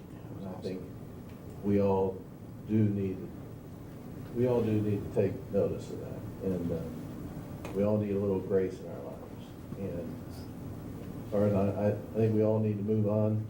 We need to do the best we can for this school system and the job we're in, and we need to put everybody, this community, the taxpayers, all the constituents, these students first, and put aside some of the other things that unfortunately sometimes get in the way. That's my only comment. With that, public announcement, item 7.1, none. Future consideration. I have one thing that I Yes. For people who may be interested, Hillsdale College just started their latest online course, which is their Constitution 101 course. It's entirely free. If your student or you would like to get a real in-depth understanding of principles behind the founding of our country, you can go to hillsdale.edu, and their course is totally free. And it's a good example of what an online course is, so students can get some practice at those kind of things. And I'm enrolled myself, so I just throw that out there for anyone who might be interested. And future consideration? I have one, and that is we changed our meetings in the spring from Tuesday to Thursday. I don't think any of us took into consideration that the Warren County Career Center meetings are Thursday, so, and I'm not suggesting we change it back, but maybe if I can give you this, have to look at it, we could, like tonight, there was a Career Center meeting, so I couldn't be at both, so. It won't happen, I think you're good after the spring, aren't you, May? Or May? Yeah, I think at the beginning of June, we were switching to Tuesdays. Okay, so maybe in March, April, May, we can kind of look at that. I've got their date, so maybe we could just, if it's agreeable with everybody, we can maybe come up with an alternate date if we need to. But it's, the committee will convene, now we'll convene for a work session. And we're going to stay here. Correct. So, 10-minute recess, please. let's have a 10-minute recess. Let's do it.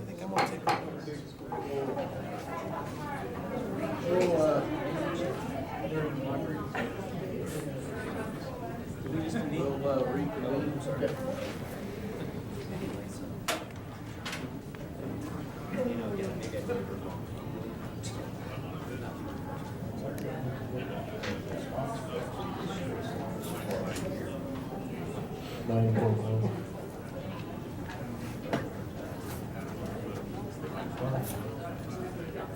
Any committee reports?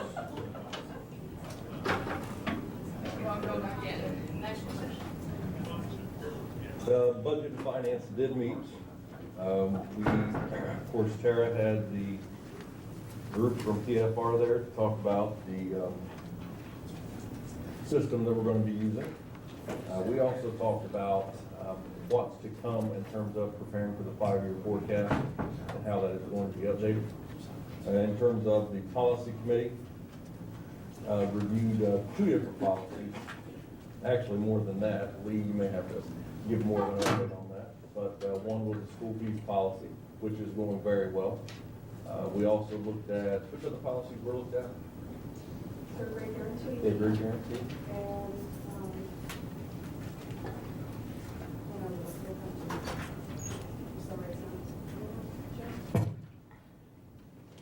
Nonetheless, we did have multiple policies. It was brought up about the community members involved on the committees. We actually have we've only started 2.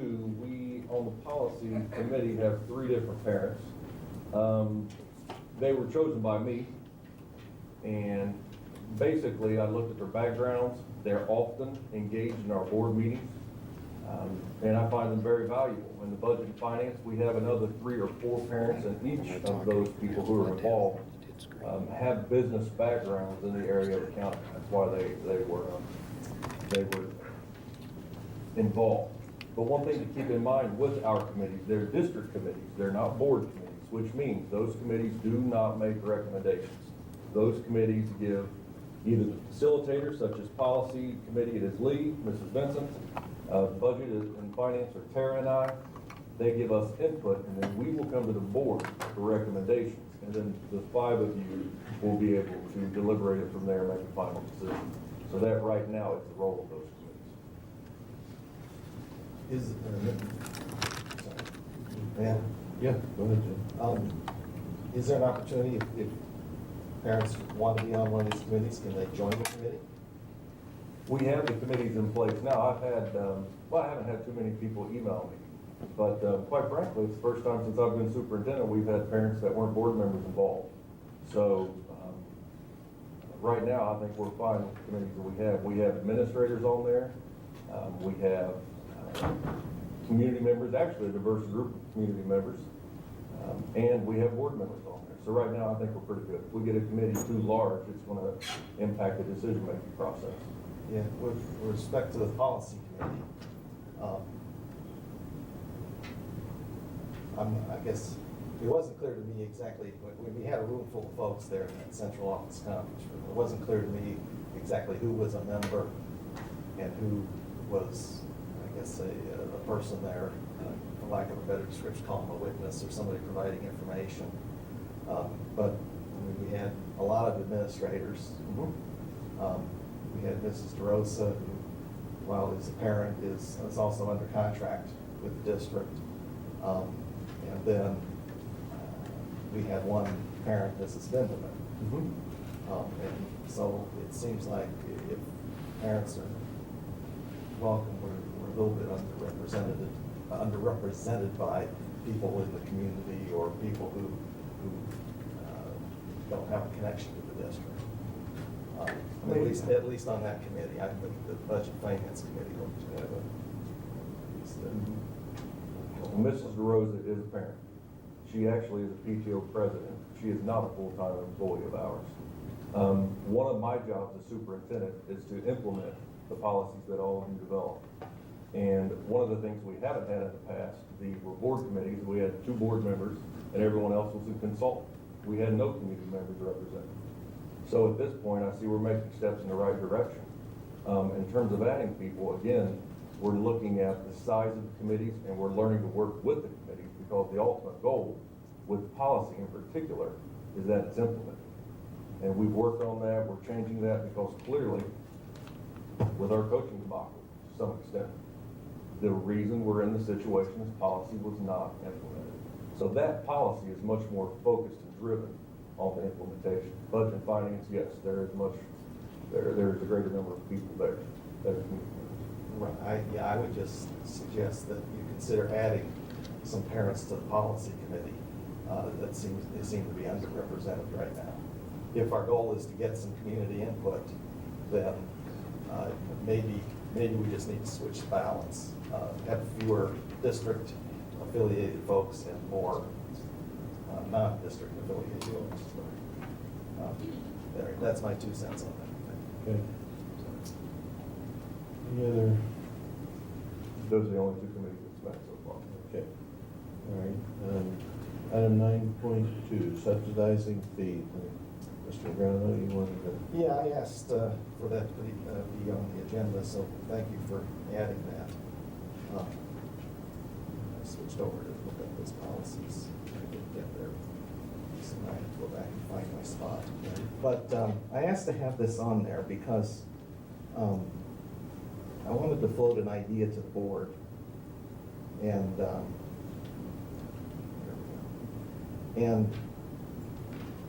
just for consideration at this point.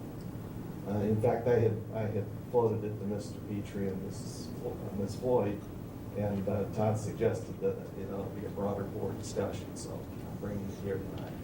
And in policy committee, one of the policies we did discuss was school fees, and our discussion was around how do we does this policy for collecting fees need to be changed? And as a result of us not collecting fees, and I think we had $400 and some thousand outstanding a year ago, which is now whittled down to under 100,000 if I got that right.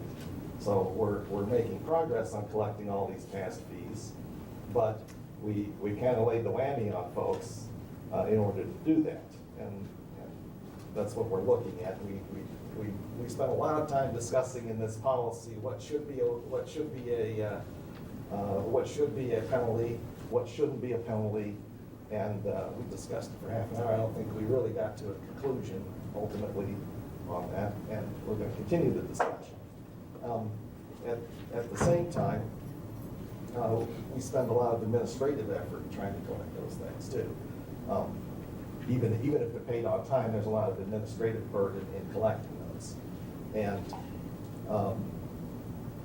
we're also talking that we've had discussions that our fees are higher than most other districts. And for the last couple of years, the boards took those fees and we just said we're reducing them 25%.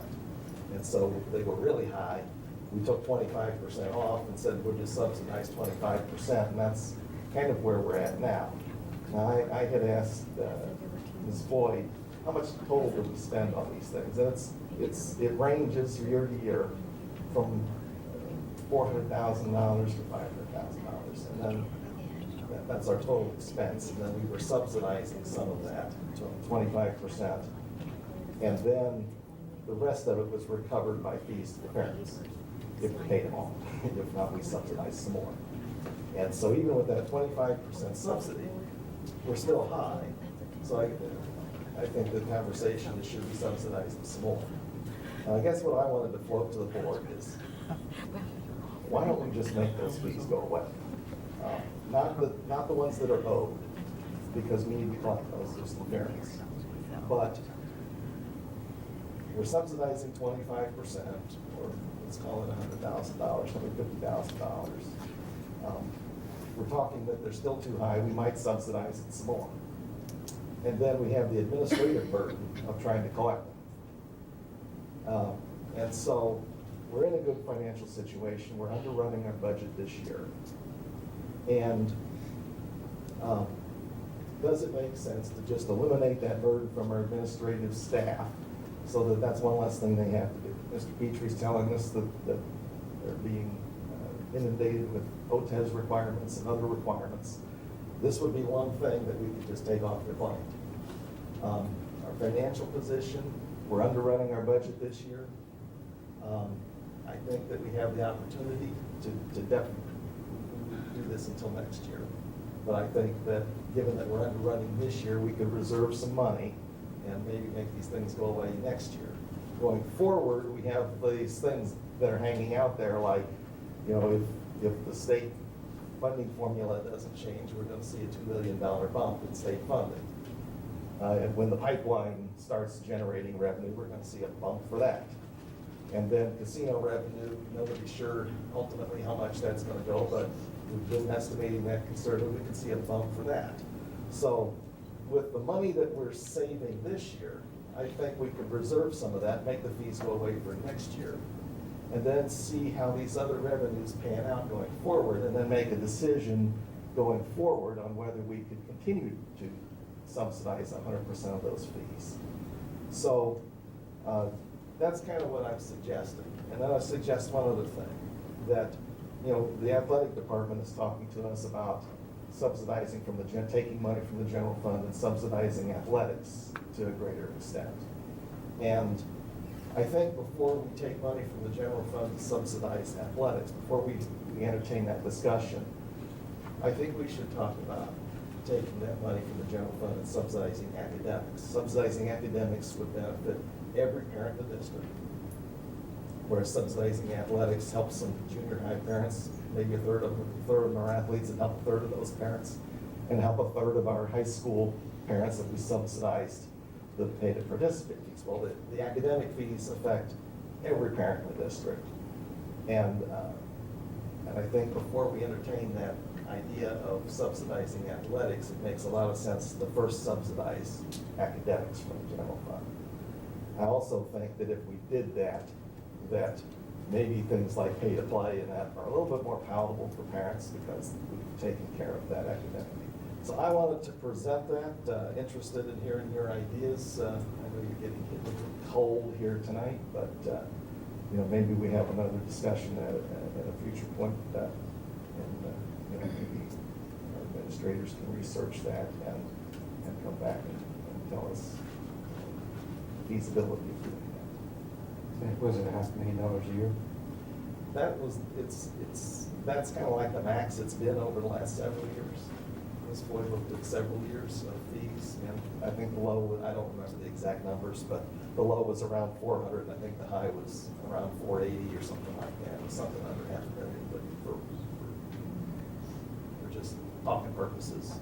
Mr. O'Connor, can you clarify, are you saying that anybody who hasn't paid their fees this year, or are you talking about next year? So the question was, am I talking about the fees that are owed today? No. If you owe a fee today, you would still owe that. And if you've worked out a payment plan, you would still fulfill your payment plan.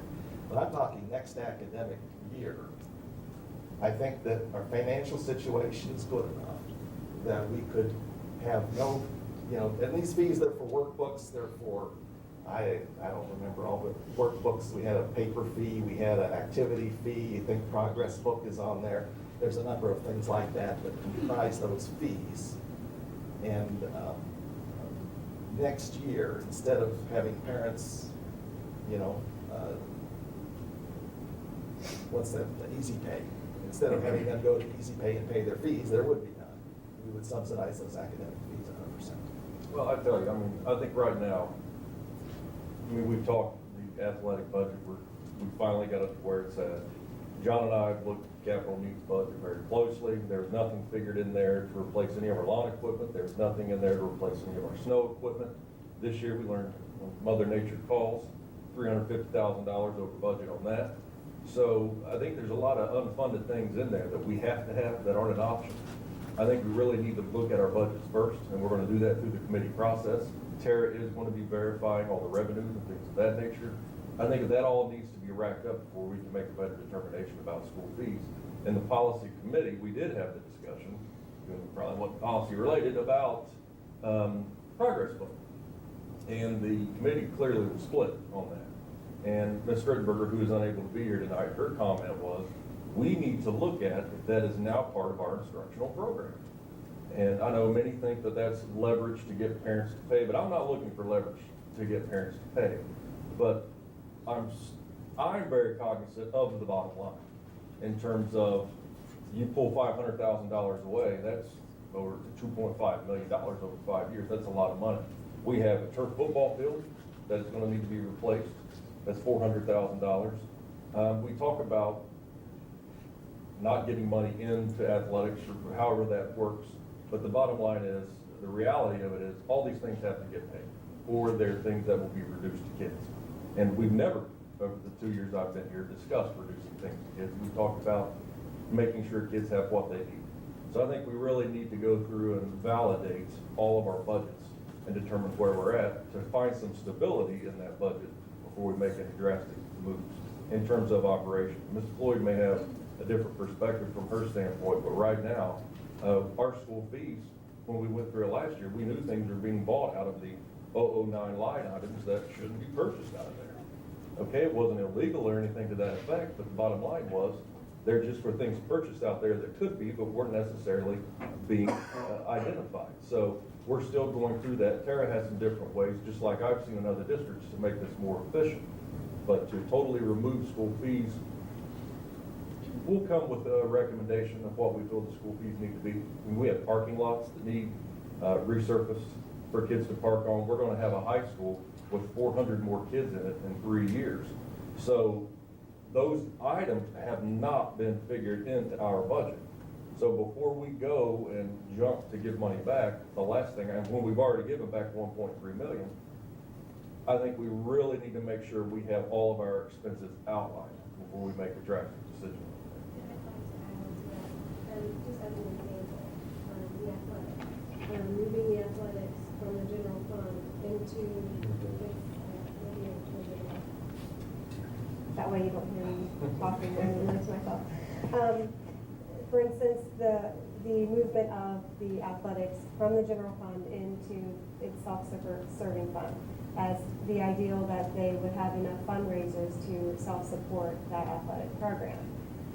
That's a great thought and that's a great idea, but as you can see, I already have moved $150,000 and $105,000 from the general fund into the athletics. That just didn't work. Having the athletics be self-serving, it's very, very unlikely that that could ever happen in a type of school of our size. So I just hope that we really look at these kinds of things because they do impact the 5-year forecast greatly. When you move them out, but then really they end up kind of coming back in. So we just need to really make sure what we're doing when we make those kinds of choices. That's a large amount of money. And with these other things that, as far as the pipeline and the changing in the funding formula possibilities, those aren't here yet. And so we don't want to put the cart before the horse. So we really need to check on it. So let me just reiterate a couple points I made. First of all, the $500,000 is the total we would pay for fees. We're already subsidizing that, probably to the tune of $150,000. Well, it's in addition, actually. So what it is their school fees in the 009 accounts are around that much money, but the general fund has their own budgets that we're given. We're not. It's an additional. There's an additional general fund budget going for every building, plus the 009 funds are for every. Let's be clear. Okay, sure. The parents' fees go into the 009 fund. Correct.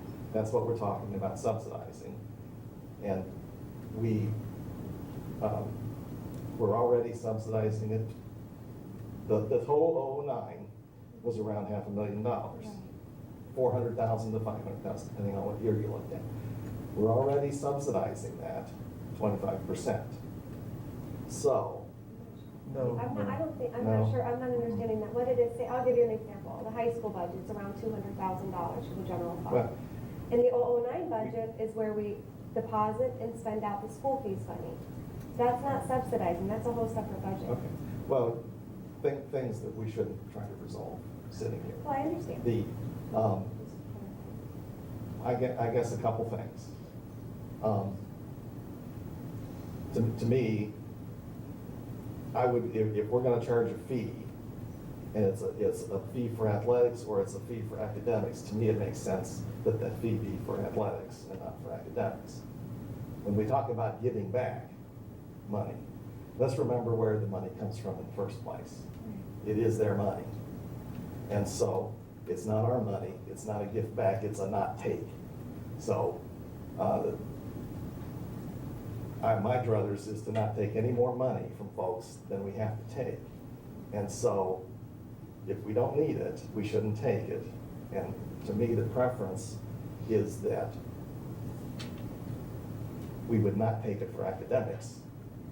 And if we need to take it for sports, then, that would be the preference for me. Well, one of the things I would like to clarify though, 60% of Springboro does not have kids in our school district.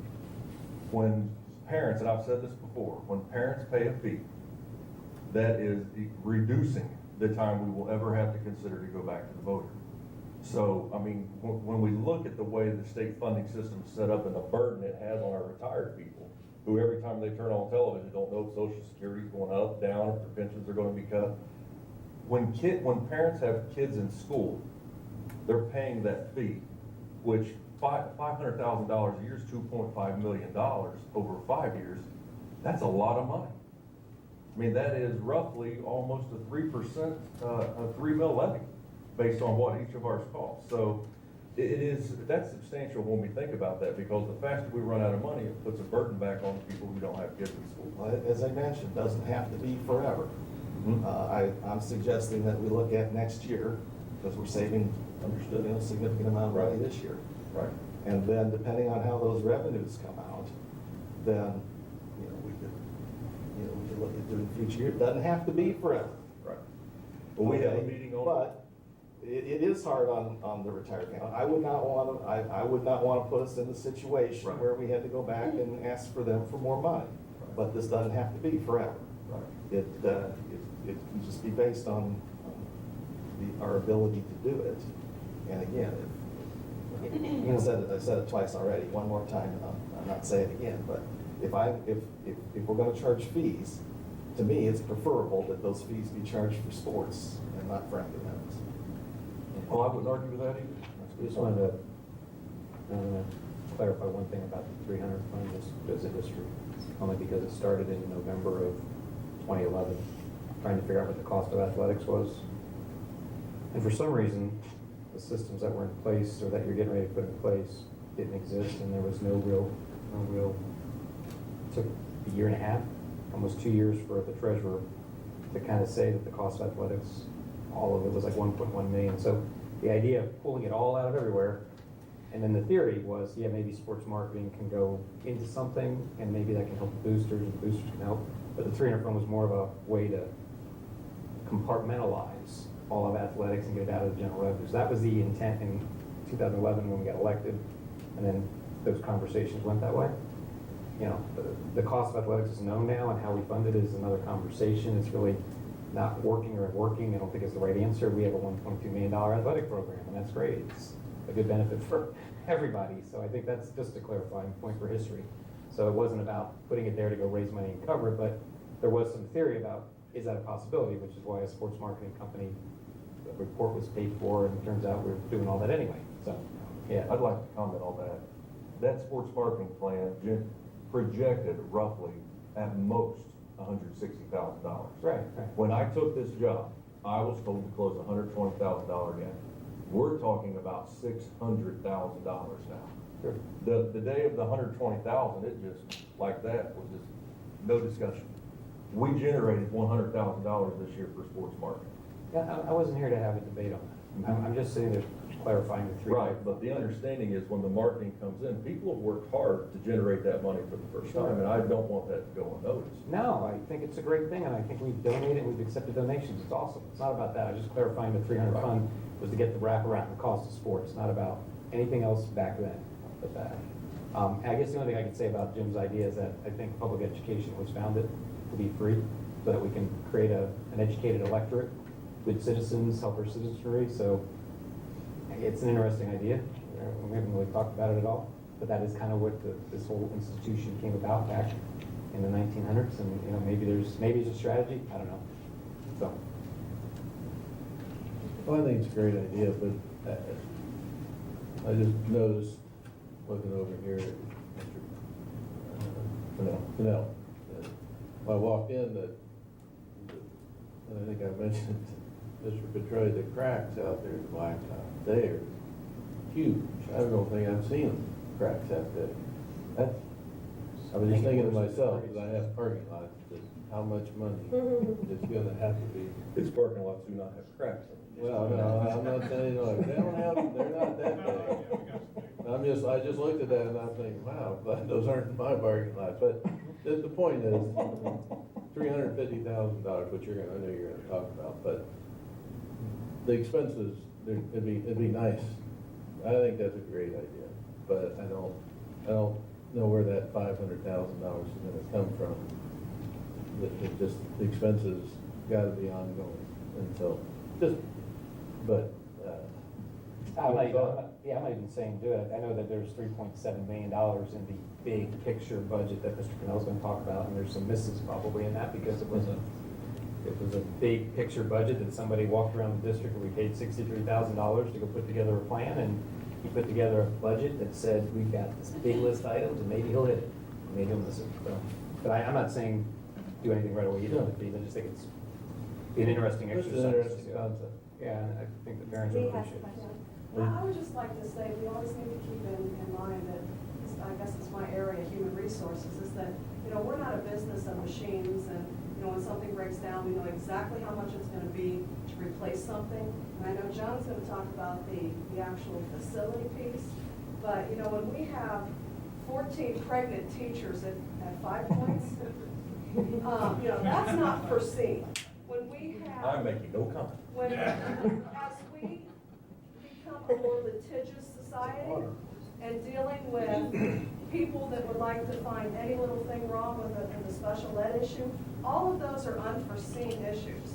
And just as I've been in this for a year and a half, when we end up going to court on some issues, like the special ed person right here, these are hundreds of thousands of dollars that we can't foresee and we can't budget. Right. So I understand running as close to zero as possible. You know, you don't spend too much, but you don't fall under. But I think we always need to keep in mind, you know, a student falls or, you know, something happens with one of the buildings, and between the facilities and the human piece. The water lines freeze. It makes me a little anxious before we kind of have projected what that's going to be. Right. So, okay, well, that's all good discussion. Turned out to be more than 10 minutes. Sorry about that. No, that one. All right, item 9.3. Ms. Floyd? I wanted to give a quick audit update. When I came here, I guess the fiscal 13 audit really hadn't became underway yet. They were waiting on a lot of things from us as a department. And so I got everything within the first few weeks that I started here. I got everything that I could for the first part of the actual fiscal audit. And then I started to get contacted for the gap conversion. So we had to get an extension on the regular audit just because of the transition. And I received a call about a week or so ago that they were still waiting on some things from the gap conversion before they can finish the testing on a regular audit. So I had to apply through the state for another extension through March 31st. Who's they, by the way? The auditor of state is who I had to, Auditor of state. the auditor of state is who I had to get an extension from. The Alestra is who does our gap conversion. They need to get the report to JL Urig, our auditors, in order to finish our audit. But that's basically the holdup. It's nothing other than it's our regular compliance audit, and it was just because of the transition, they hadn't gotten all the things they needed to test and do the audit. So I just wanted to make that clear, that that's the only reason our regular audit is being delayed is because of that. And then I just had a short couple other things. I had known when I had started here, I had heard that there had been a little information given to the board from the treasurer's office, that you guys would maybe like to see some more, get some more feedback of how things go in our office and what we're doing. And I'd like to say first that I have the most awesome staff, and I absolutely love my staff. I love everybody I work with, actually. They're wonderful, and they work so hard every day, far beyond what I could imagine how much they've had to do with little supervision for a long time. And when I got here, I knew that we had talked about a company such as MLA to maybe come in and do an efficiency audit on my department, in which they gave me a good chunk of money in my contract to allow me to do that. But it actually took a very short time for me to figure out all of the different things in the office that were going on and what needed to be fixed and changed. I've made a lot of changes in our office, a lot of changes with the budgets, which I'm sure any of the staff that's in here is probably like, because I've changed the budgets around a lot to build into cost centers, to bring things where people are able to easily see what they have, how much money they have, how to budget better for the future with their accounts readily available, no hunting, they know everything where it is. In our office, I've done a lot of separation of duties, which addressed a lot of the auditor's management report from the previous year about different deficiencies that we have in our department. So I fixed most of those already with separation of duties to ensure that there's double checks and balances for everything. This new software that you guys approved tonight will actually improve efficiency a lot in our office. Let's see, what else are we doing? I'm going to be bringing the amended certificate of estimated resources and appropriations for you guys to the work session next time. I noticed that when Tracy did them, she only did them to cover for the first half of the year, and technically you're not supposed to spend anything outside of that first half amount that has been approved, so that will be coming to you, so that way we don't get in trouble for that. I created that debt schedule. Did I send that to you guys yet? The debt schedule that I created, I'll send that to you guys out as an attachment too. That was something that was really helpful. Did that in budget funds. We did that in budget You funds, just okay. showed it, yeah. But I will make sure I send all that out to you. I have it on the desktop. But that actually was pretty eye-opening, because when I got here, no one was really sure what our debt even looked like. So now we have a complete debt schedule. But basically, in the whole, I just wanted to say that I'm happy to report that I do not need that money that was in my contract, that $12,000. I do not need that. Our department is current as of today, no backlog, everything is good. So I just wanted to share that with you. Can I ask just one technical question about audits? And, Absolutely. when I got on the board the first year, we were handed sort of quickly management letter, authorization management letter with board members. I had to sign one. Okay. And it wasn't for the year that I was on the board. It was like, here's the audit, you have to rep some more, Okay. I'm a little, I guess I'm gonna rely on you to tell me I should be comfortable if that comes to me again on the next audit. And I don't know if I'm supposed to do that again, or we're supposed to do that as board members. There will be a post-audit after they come out and do the testing. They will meet, I can check and see, usually they meet with the treasurer and superintendent, and then they do a board report for the board. So I can kind of look and see what that is. But Is it like a certification or something, like I was certifying something like I think it basically certifies that you've been given it. I think it's just basically, it should be an informational that you've been given the management letter and that you understand what they're saying. It's more Yeah, I of a don't remember recommendation. exactly. Okay, I'll look, it seemed like there was something about that you represent that everything here is true to the best of your ability and there's no other activities that you're aware of. And you guys sign that? I I know think the it's- treasurer usually signs that, but I didn't know. I can sign something that, Oh, I know I would. I'm Well, no, not thinking, I'm I'm not that's my- thinking you should have signed that yet. I'll check for sure. Okay. And then when we get the new, when the fiscal 13 audit should be coming to an end pretty soon, and I'll look and see what that is before I would ever ask Well, you I to think, sign I think something. all 5 board members were given it to sign by the treasurer. if I recall. Well, there is something that they do give you to sign, and it basically says, are you aware of any fraud? Are you aware of anything, you know, and you sign saying, no, I'm not aware of anything. It's to my knowledge, that protects you, Okay. to say that you are not aware. And Sorry. yes, you do get something like that. Sorry to divert, thank you. Well, we need to request this light to be taken out. I know, I feel like it's, oh. Getting all the bottom of my head's getting sunburned. I think you do that on purpose, leaving that there. It looks different color than them. You put a sunburn lamp in here, didn't you? Hey, we did like a farmer's tan. Look at that, it's a different color. You're sitting down there laughing, you probably did that on purpose. My bald head getting sunburned. I didn't want to say anything. No, it was the wrong one. All right. Thanks for that update. 9.4. Mr. President, if I could, John, would it be possible if we could move 9.9 up to 9.4? That's our special ed director, and she's actually filling in, so I hate to keep her here much longer. Sure. You're a salary guy, John, I'm not real concerned about. You told me I couldn't prove anything. Well, you know, I have more kindness, it's almost over.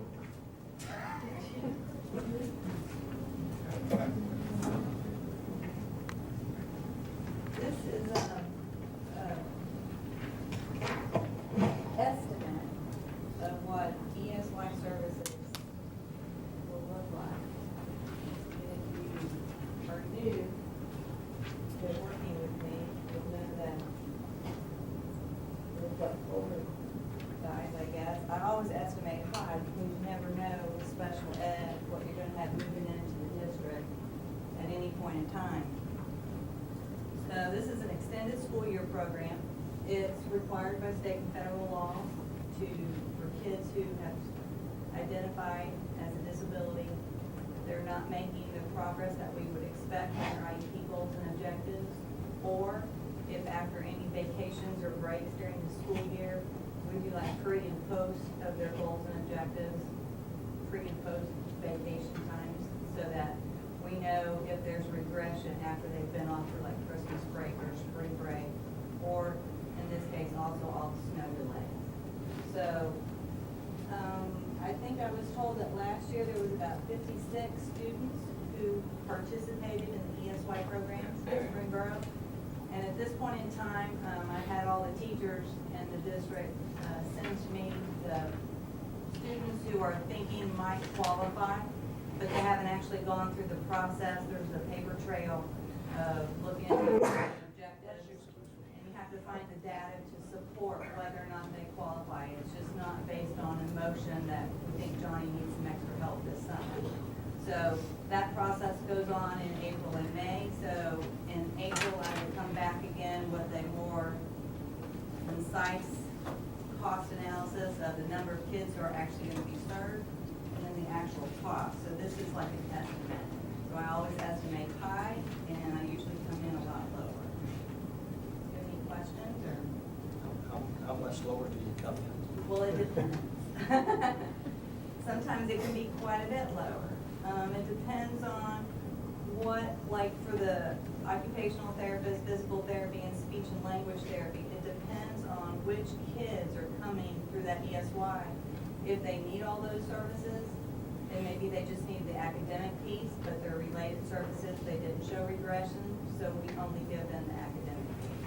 So that's what it depends on. We really look at that when we get to the end of the school year. Teachers will start filling those reports out and having the meetings with the parents, because it is a team decision, but it's all based on facts and data. And a lot of those meetings haven't even taken place yet. Right. We have what, 700 IEPs in our school district? About 800. About 800. So That's a lot of meetings for the buildings that we have. So we section those out by month based on the time that the IEPs are going to be expired. So some of these we won't know until the end. Right. So is this an agreement with the Warren County Careers, or not Career Center, No, ESC, or? This is No. us. These are people that I will hire on an independent contract, and because I will only, I don't pay the price as, I guess, the ESC pays for the district. I can get my therapist at a cheaper rate because they're doing an independent contract with just me for that summer short-term period.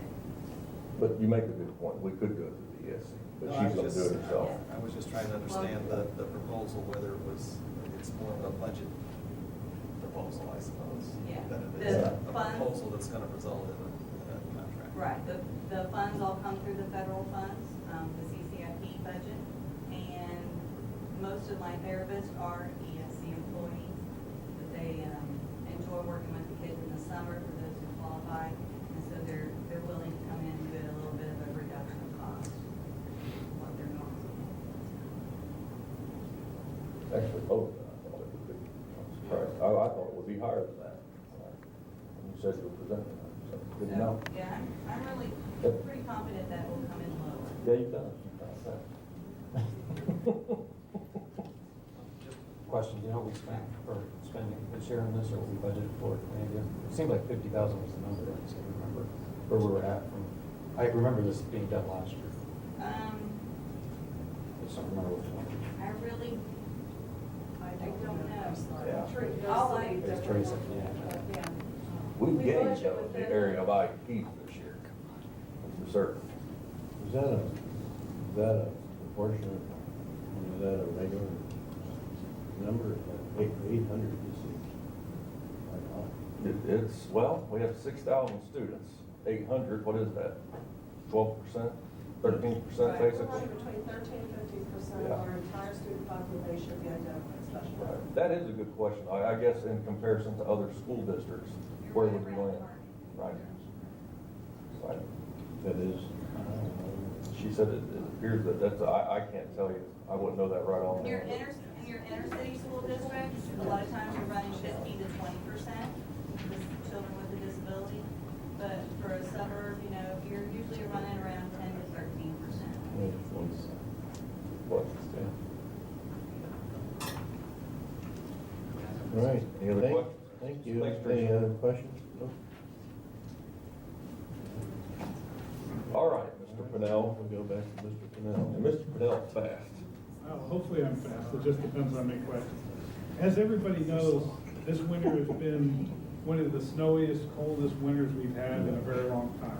It's the 5th snowiest on record, and the temperature is the coldest we've had in 30 years. And how many inches are we expecting on Monday? Well, it depends. It's anything from a lot of rain and some snow to a half an inch of ice and 6 inches of snow to 12 inches of snow. I'm thinking So it all rain. depends on which forecast you're looking at. The real thing is, we're gonna have a lot of moisture. I'm just hoping it's not 12 inches of snow, or a half an inch of ice. Yeah. Either one of those two. We'll take the snow before the ice. So, but basically, what it boils down to, because of the severe winter, we have spent close to $300,000 over and above what we would normally spend through a winter. We've used approximately $36,000 in overtime alone to push the snow and handle the icy sidewalks and Can I things like interrupt that. you 1 second though, John? I do want to clarify. John pushes snow every time. So, and that's something I tell you, I've never seen a businessman do. He calls me, wakes me up at 3:30 in the morning, and my oldest dog gets really upset and says, "I'm getting ready to push snow. Let me know your thoughts." I have volunteered, nobody will. We will not let you behind the snowplow, Mrs. Vincent. Not gonna happen. That'll increase my cost for replacement of the truck. And our insurance rate, liability rates, and everything. So, this year, we've dropped somewhere in the neighborhood of 250 tons of salt on our driveways and parking lots. In addition, we've purchased almost $5,000 worth of bagged salt. that is used on the sidewalks and things like that. So, you know, that equates to probably somewhere in the neighborhood of $25,000 for salt alone. And then repairs to the buildings, we've spent approximately $150,000 in repairs to the buildings. We spent quite a bit on SI. You know, unfortunately, we found a lot of things that were susceptible to extreme cold temperature. There have been about 10 rooms over there that the ventilation systems have frozen and burst. So we've been keeping up on all that, but those costs just continue to rise. We anticipate, well, at least up until this point, we've probably spent about $10,000 extra on utilities. Due to the cold, we've had to run our HVAC units 24/7 since January, just to make sure that we don't have those freezing pipes again that we ended up with. What's not included in these numbers is the frozen pipes that occurred at Dennis. That was $40,000 of the expense that was covered by insurance. So that's not included in any of these numbers. So it was just, it's a lot of cleanup and a lot of work. And one of the costs that's not here, that's in there also, is because the maintenance guys have been so busy pushing snow, and they're outstanding, they work their tails off, is that because they've been pushing snow and trying to catch up on a lot of things, our work orders are way behind. So I know that there's a few staff members that have been put in work orders to get some things fixed in their rooms and stuff like that, and we're just behind on that. Hopefully, after this next snow, things will calm down a little bit. You know, we've caught up a lot the last week or so, but that's a cost that's not included in here either, that it's just things that are behind that we need to catch up on. So it's not a cost in terms of dollar value, but it's a cost in the fact that it hurts the educational process to a certain extent on some of those things that haven't been done because they put a work order in, but we just haven't had time to get it done. Anybody have any questions? Are we sharing services with the city on snow removal? On snow removal, they do some of the main drive if they can. Unfortunately, because they've been behind the 8 ball on most of these snow events too, we've been coming in early enough where we've been handling most of the snow removal ourselves on that. But they have helped out with us on that, as well as we've been in communication with them on all the snow events to ensure that, and with the delays and things like that, we've been in communication with them so that they're in the same boat. They don't want to spend 2 hours of overtime if they don't have to bring their people in 2 hours earlier if we're going to delay. If we've already figured we're going to delay because of sort of the slippery conditions or whatever. So we've been in contact with them to try to help them out on this also. So next year you'll keep the same budget as this year? Well, I don't know. And This the old is a weird year. Farmer's Almanac and the Farmer's Almanac, both of them missed this winter really bad. So usually the almanacs are pretty accurate when you look at them as a whole. Not this year, it's been really far out. So I don't know, because they'll be letting that out here in the next couple of months with the long range forecast. You know, just to, I'm sure that we do this, but when you mentioned that we run our equipment 24/7, just something that I've been working on with a group called Plug Smart in a different life. In fact, I'm meeting with them tomorrow at the facility to go over kind of the boiler maintenance kind of system. Right. And I've worked in buildings like SI where you probably have some boiler maintenance requirements where guys should just live in buildings for a while. Right. Yeah, are we planning on that? What, you mean doing like a Plug Smart thing or whatever? I mean, boiler company X, I don't know who's up in this area, but Geiler's down in Cincinnati, Right. Ohio Systems is in. Right. Well, that is part of our contract with Peck Hanford Briggs, is to do that. So they've been working on that with us. So they come in and they sit down so go to SI for a second. I'm assuming it's the blowers and the pipes and that thermostat problem that's in there. Not that I know enough about boilers to be dangerous. Right. And so who I have a building where I brought in a boiler company and they took the equipment apart, cleaned it all out, Right. inspected all the thermostats, inspected all that. Are we gonna put a program, do we need to put a program in place like that, or you're saying Heck Schaefer does that in all of our buildings? Heck Hannaford Briggs right now, they have a preventive maintenance contract with us. That's what you approved back in October. Right. And part of that is those cleanings. And that's how we've caught some of the things ahead of time. As they've gone through and started to do the preventive maintenance at SI, we found out that the dampers are working backwards. So when we were shutting them down on 0% outside air, they were actually opening up 100%. And that's why some of them froze. So Balancing of the thermostats. So they've been working on those things. Now, what's not included is that balancing of the thermostat on the wall, because that's more of the HVAC Johnson Controls system, but which is outdated, and that's another thing that we'll be working on. Tara brought in a group, Vista Consulting, that we're working with. Johnson Controls is going to be giving us a proposal on that. It's the same type of situation we're working with Brewer Garrett on when I first came, but have decided we're probably going to go a different route rather than Brewer Garrett. But we still have that peace in mind, because the HVAC control system needs a complete upgrade. And that's a lot of money. So that's the gizmo that basically it'll tell you when it's real cold outside, it'll turn things up higher when it's real hot outside. Exactly, it'll do the stuff that we've been having to do manually in the program for Johnson Controls. It'll do it automatically with the new system. Thanks. That's all that one. You're up again? Yeah.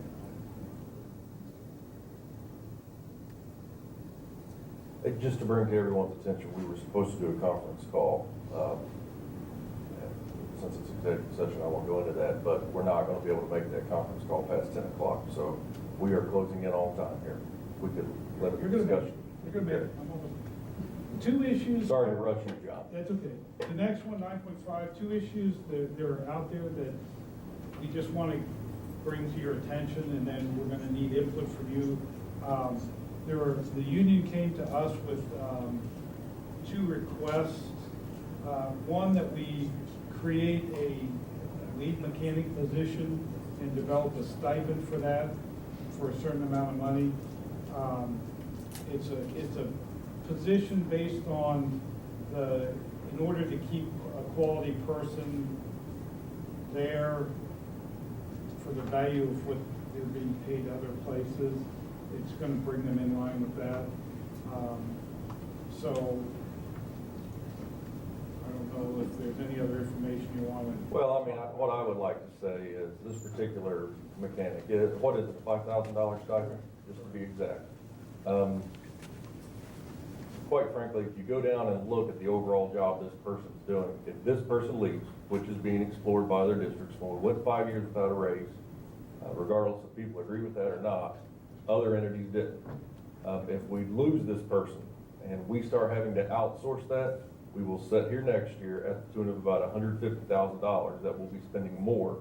When the bottoms of our buses rust out, he is able to take those, spot weld those, and do what needs to be done. If we had to send that out, as a matter of fact, this year they took off the whole rear end of a bus, cut it off, and re-welded it, did all the paint work, everything.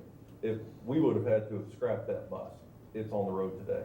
So we're lucky to have some of these people that have skills, that's worked here a long time, but the bottom line is, he can go elsewhere and make a whole lot more money.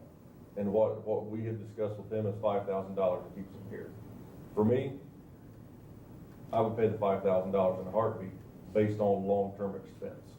So when buses cost, I know last year was 10 buses were purchased through budget and finance decided that.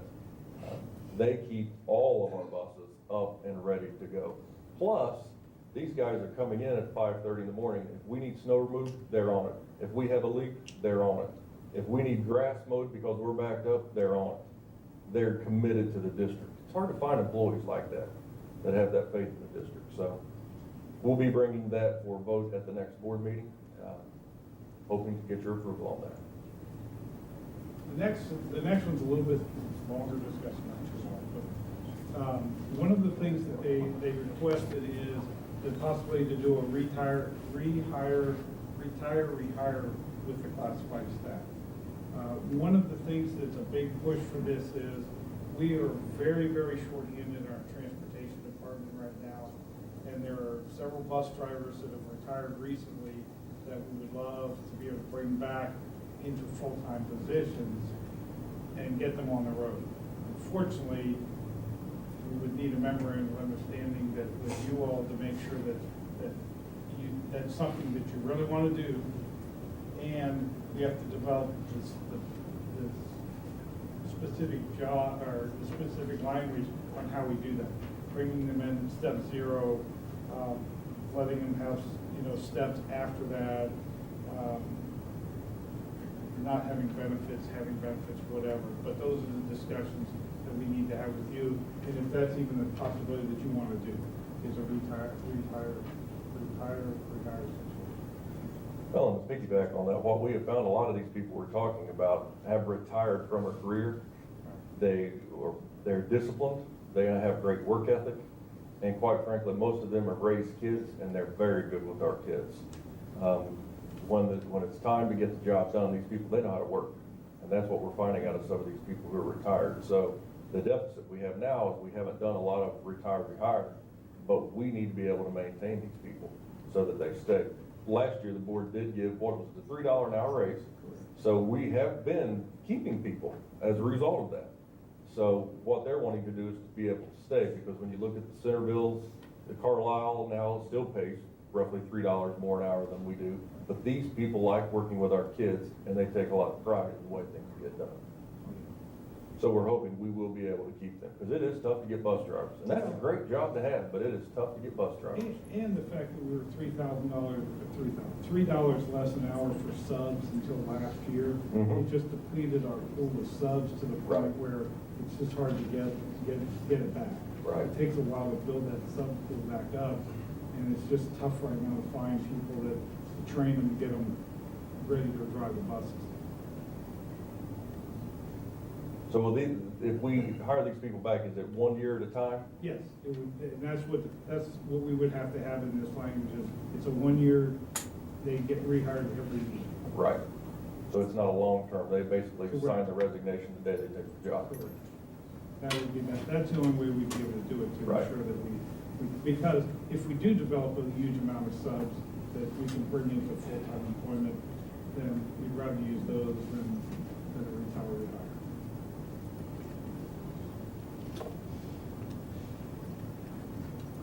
Do we hire bus drivers on contract now? Yes.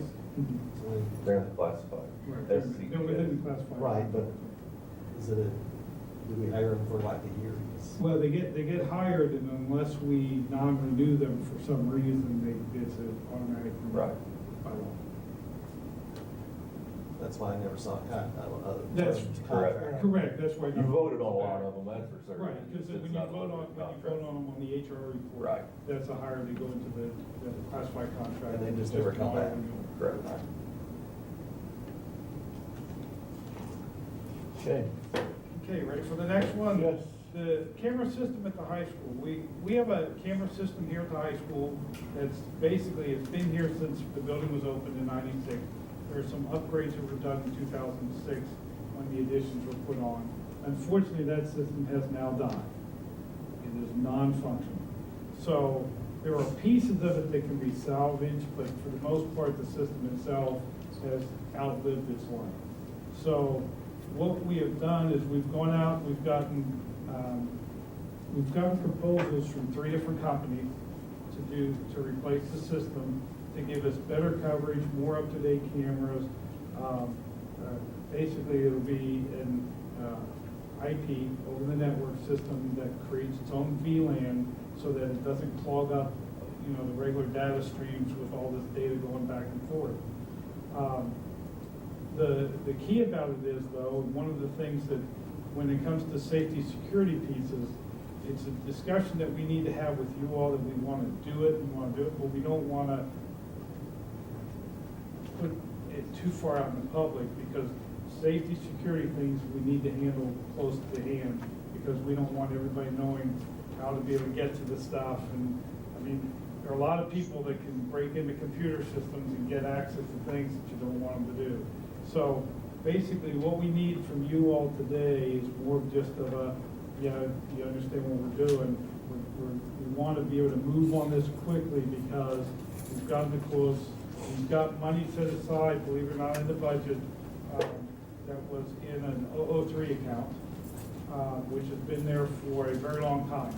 So the 003 account is a PI account, of which you can, from that account, you can purchase things that go into the buildings, things that have a useful life of more than 5 years, things like that. So this system would do that.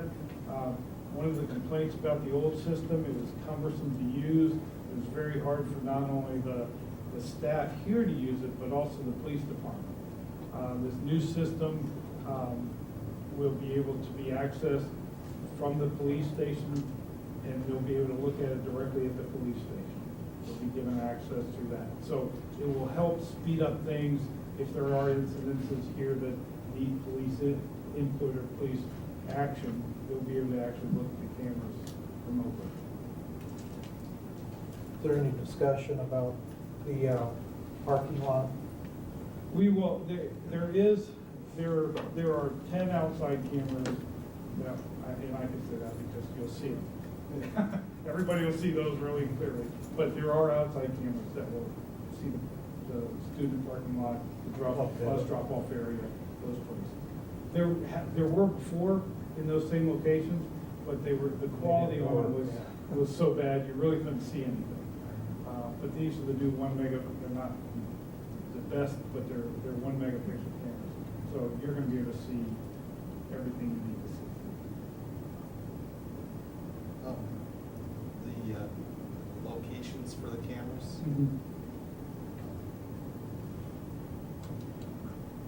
Locations for the cameras? Correct. Did you work with a security specialist to lay those out? What we've done is the 3 companies came in and I actually physically walked through the building with them, saying, looking at where cameras are now, where we have our blind spots, where there are places within the building that don't have any camera presence right now, and made sure that they scheduled cameras to go in those places. So that's what we're looking at. Stairwells. Was it like 100% coverage then, or? It's not 100% because you can't get 100%, and we're not in the bathroom. But they are in all the local areas, and we're trying to catch them. I would suspect we're probably about 95%, but I can't say that for sure. But based on the number of cameras in their locations, we should see most everything we need to see. Probably more than we want to see. Mm-hmm. All right. Certainly needed, so. Amen. Definitely. It's definitely a good upgrade for us. Lunch prices for the 2014-2015, it was on the board docs there, the information from Sarah Matthews. Because of, being part of the federal lunch program, it does provide us with a requirement that we increase our lunch prices a certain amount to maintain an equity with other schools, basically, is what it does. So we were given a waiver last year, so we didn't have to increase our prices. To this point this year, they don't anticipate coming up with a waiver. It's still a possibility, and if they do, we can go back and say, no, we don't want to raise our prices.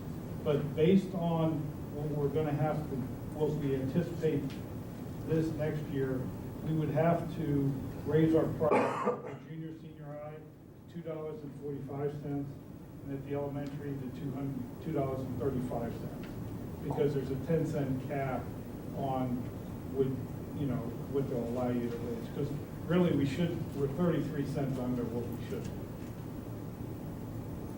So. Comment on that one? We're still running a big surplus in food service. We're still running a surplus.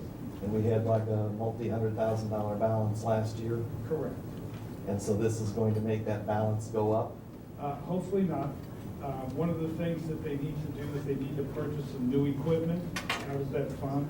They need to purchase a new vehicle out of that fund, because they do use that to transport things between the building. And the van that they use is at the end of its life. So the anticipation is that and I wanna, my goal is to move slowly, because Sarah is retiring at the end of this year, and so we'll be posting her job within the next couple of weeks to try to get some, try to land someone that has experience. So I'm kind of hoping we lay off a little bit on that until we get the new person in, so that they have input on the equipment and stuff that they want to purchase. But the intent is not to create a huge thing here, a huge balance. It's we need to replace some equipment, and we need to, because the federal guidelines are relieving some of those stressors that they were putting on that Dr. Coles for a long time has been fighting, we'll be able to spend some more money and provide some better lunches also. That's the goal. So we may not end up with that surplus going forward. Correct. We talked about, in order to get rid of that surplus, maybe cross-charging the cafeteria for utilities or rental space or something to that effect, so that we could take that money out of the food service and use it for other purposes. I'll just suggest that's another potential source that we could use to offset those academic fees. It is a possibility, yes. I know we haven't. Some places do that. We haven't fully met on your capital needs budget to go over before you present the budget and finance. Correct. But at the high school, are we gonna be equipped for 100 kids more a year at the food service area? Well, that's something that the new person's gonna have to look at when they first get in. I mean, Right now, we barely get through 3 lunches. We're Yeah, probably gonna have to add a whole nother. well, bodies, they have enough equipment and they have enough Okay. space for it. It's Okay. just that because she's been trying to run such a lean ship, there's just not a whole lot of bodies there. Okay. But with 100 more kids, they're gonna need more bodies. Absolutely. And that's gonna cut some of that money down. Well, it's 100 kids per year for 4 years, basically, then it goes right back And down. it goes back down. So you don't wanna, you buy a huge amount of equipment if you don't need it, but, you wanna be able to make sure a Those lot of it's kids- gonna be personnel. Those kids are coming from the junior high though, so. No, but our numbers stay constant there. Right. At the junior high. And that's, where you're gonna see some of the lower numbers are at the K through 5 buildings. And she, like I said, that Sarah runs a very lean ship in terms of personnel. Right. There's not a whole lot of extra personnel at the elementary side. Okay. Okay, last thing for me. The Washington DC trip, I know that there were issues last year with it, but I didn't know what they were until we brought it here, which is good, because then I can work on it. And I haven't had a chance to call yet, the other places. The junior high does want to go. I spoke with Mr. Blakely today about that. It is a trip that they find is extremely beneficial to the educational process. I know that last year there was concerns about the contract, and basically the one difference between this year and last year in the contracts is the $30 stipend for teachers. But the other piece that was brought up by Mr. Regano this week was, aren't there other companies out there that can do the same thing cheaper? And that's something that I'll have to look at next week, because I didn't have time this week to make those calls. I'll have to make some of the contacts with some others to find out about that. I know that you emailed Mrs. Cole that her stepdaughter went on virtually the same trip, but it was in the $400 range. Mr. Madden pulled 3 different ones last year, and they were, one had no prior experience. They had done like 2 or 3 tours. If we're gonna send 500 kids on a tour, we need someone who's experienced. And that's one of the things our parents want. The other 2 who both had experience, they were within several dollars of each other. Correct. And so I'll do that research again this year, so that when we bring it back for board approval, you'll have it well before then. We'll make sure we get that to you as soon as possible. Thank you. And just so the board has the background, I had been on a bus trip to DC a few years back, and so when I was looking at the contract, for this bus trip. Based on what I paid personally, I was having trouble making those numbers add up. And that's what caused me to ask Mr. Mann him to go out and solicit some of these other companies. Well, we came back and it went down a little bit, like $20, which was less than what we were paying, but it still was not in the ballpark of what I paid for my trip. And it turns out that this school joins the board, and she has a stepdaughter that goes on what she describes as a trip that made all the same stops and was very similar. And she made the comment to me shortly at the time that our kids went last year, and I touched base with her again, saying, you know, I remember you said something about this, what are the details? And she replied back and said, yeah, my stepdaughter went, and the trip was the same, and at least as best she could tell, and that we're paying like $550, and they were paying, she said they were paying low 400s. I think that's a big enough difference that we ought to compare and see what's different. I'll do that next week. Thank you. Okay. Good. Thank you. Thank you. I think we covered 9.9, correct? And so we'll move on to 9.10. Any public participation from anyone?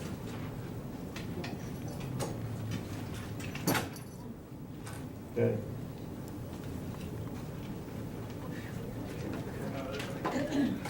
Okay, Kelly Coles, 7141 Four Horse Drive. And I did want to mention that, you know, as I understood Mr. O'Donnell, I think what I understand is that rather than supplement athletics, if we felt we had the money to supplement something, we should probably use that money, that's a minute, but probably use that money to supplement academic support system, right? Rather than supplementing academics. I think that's how I heard that. And I would say, that is right, okay.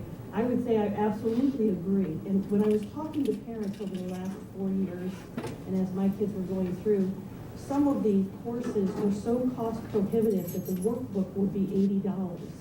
And you put that $80 on top of already $150 for the high school total fees.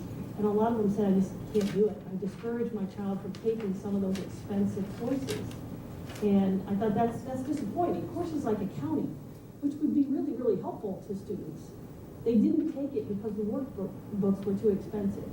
So I would absolutely agree, and I've advocated for this all along, is that if you felt you had money to supplement something for the students, it makes a lot of sense to do the academic workbooks that we've always called them consumables. And we felt like since they were consumables, we could charge for them because the student took them home and kept them. But again, I would say, if you feel that you have the money, please supplement some of those courses where the workbooks are way too expensive for people to take them. I mean, lots of us have kids in college. We have other tremendous expenses. So I hate to think that some of us would discourage something like accounting because we can't afford the extra $80. But it also comes at the same time. For example, for a lot of us, in August, we pay $1,000 for the children to be in band. And the student fees are right on top of that. So at the time, it's really difficult for families to come up with the money for pay to play and those student fees. If the student fees went away, I think you're right. If you had to increase pay to play by something, we had talked last year, maybe $50 or something to that effect. If you had to do that, but student fees went away, that's kind of an even, but it's even better for academics. I'm just telling you, I would support that decision. Thank you. Anyone else? Oh, come on. I have nothing to say, but I'll let you. Okay. Item 9.11, any other business before the board? I think we missed our opportunity for the conference call. We could still make it for a few minutes, though. I think it'd be beneficial if you met just for 10 or 15 minutes. All right, that's fine. All right, we'll move into executive session. And to consider the appointment, employment, dismissal, discipline, promotion, demotion, or compensation of a public employee or official. We're gonna go to council. Is there a motion? Mr. Regano? He moved. Second. Roll call. Yes. Yes. Yes. I think I hit the gavel according to that.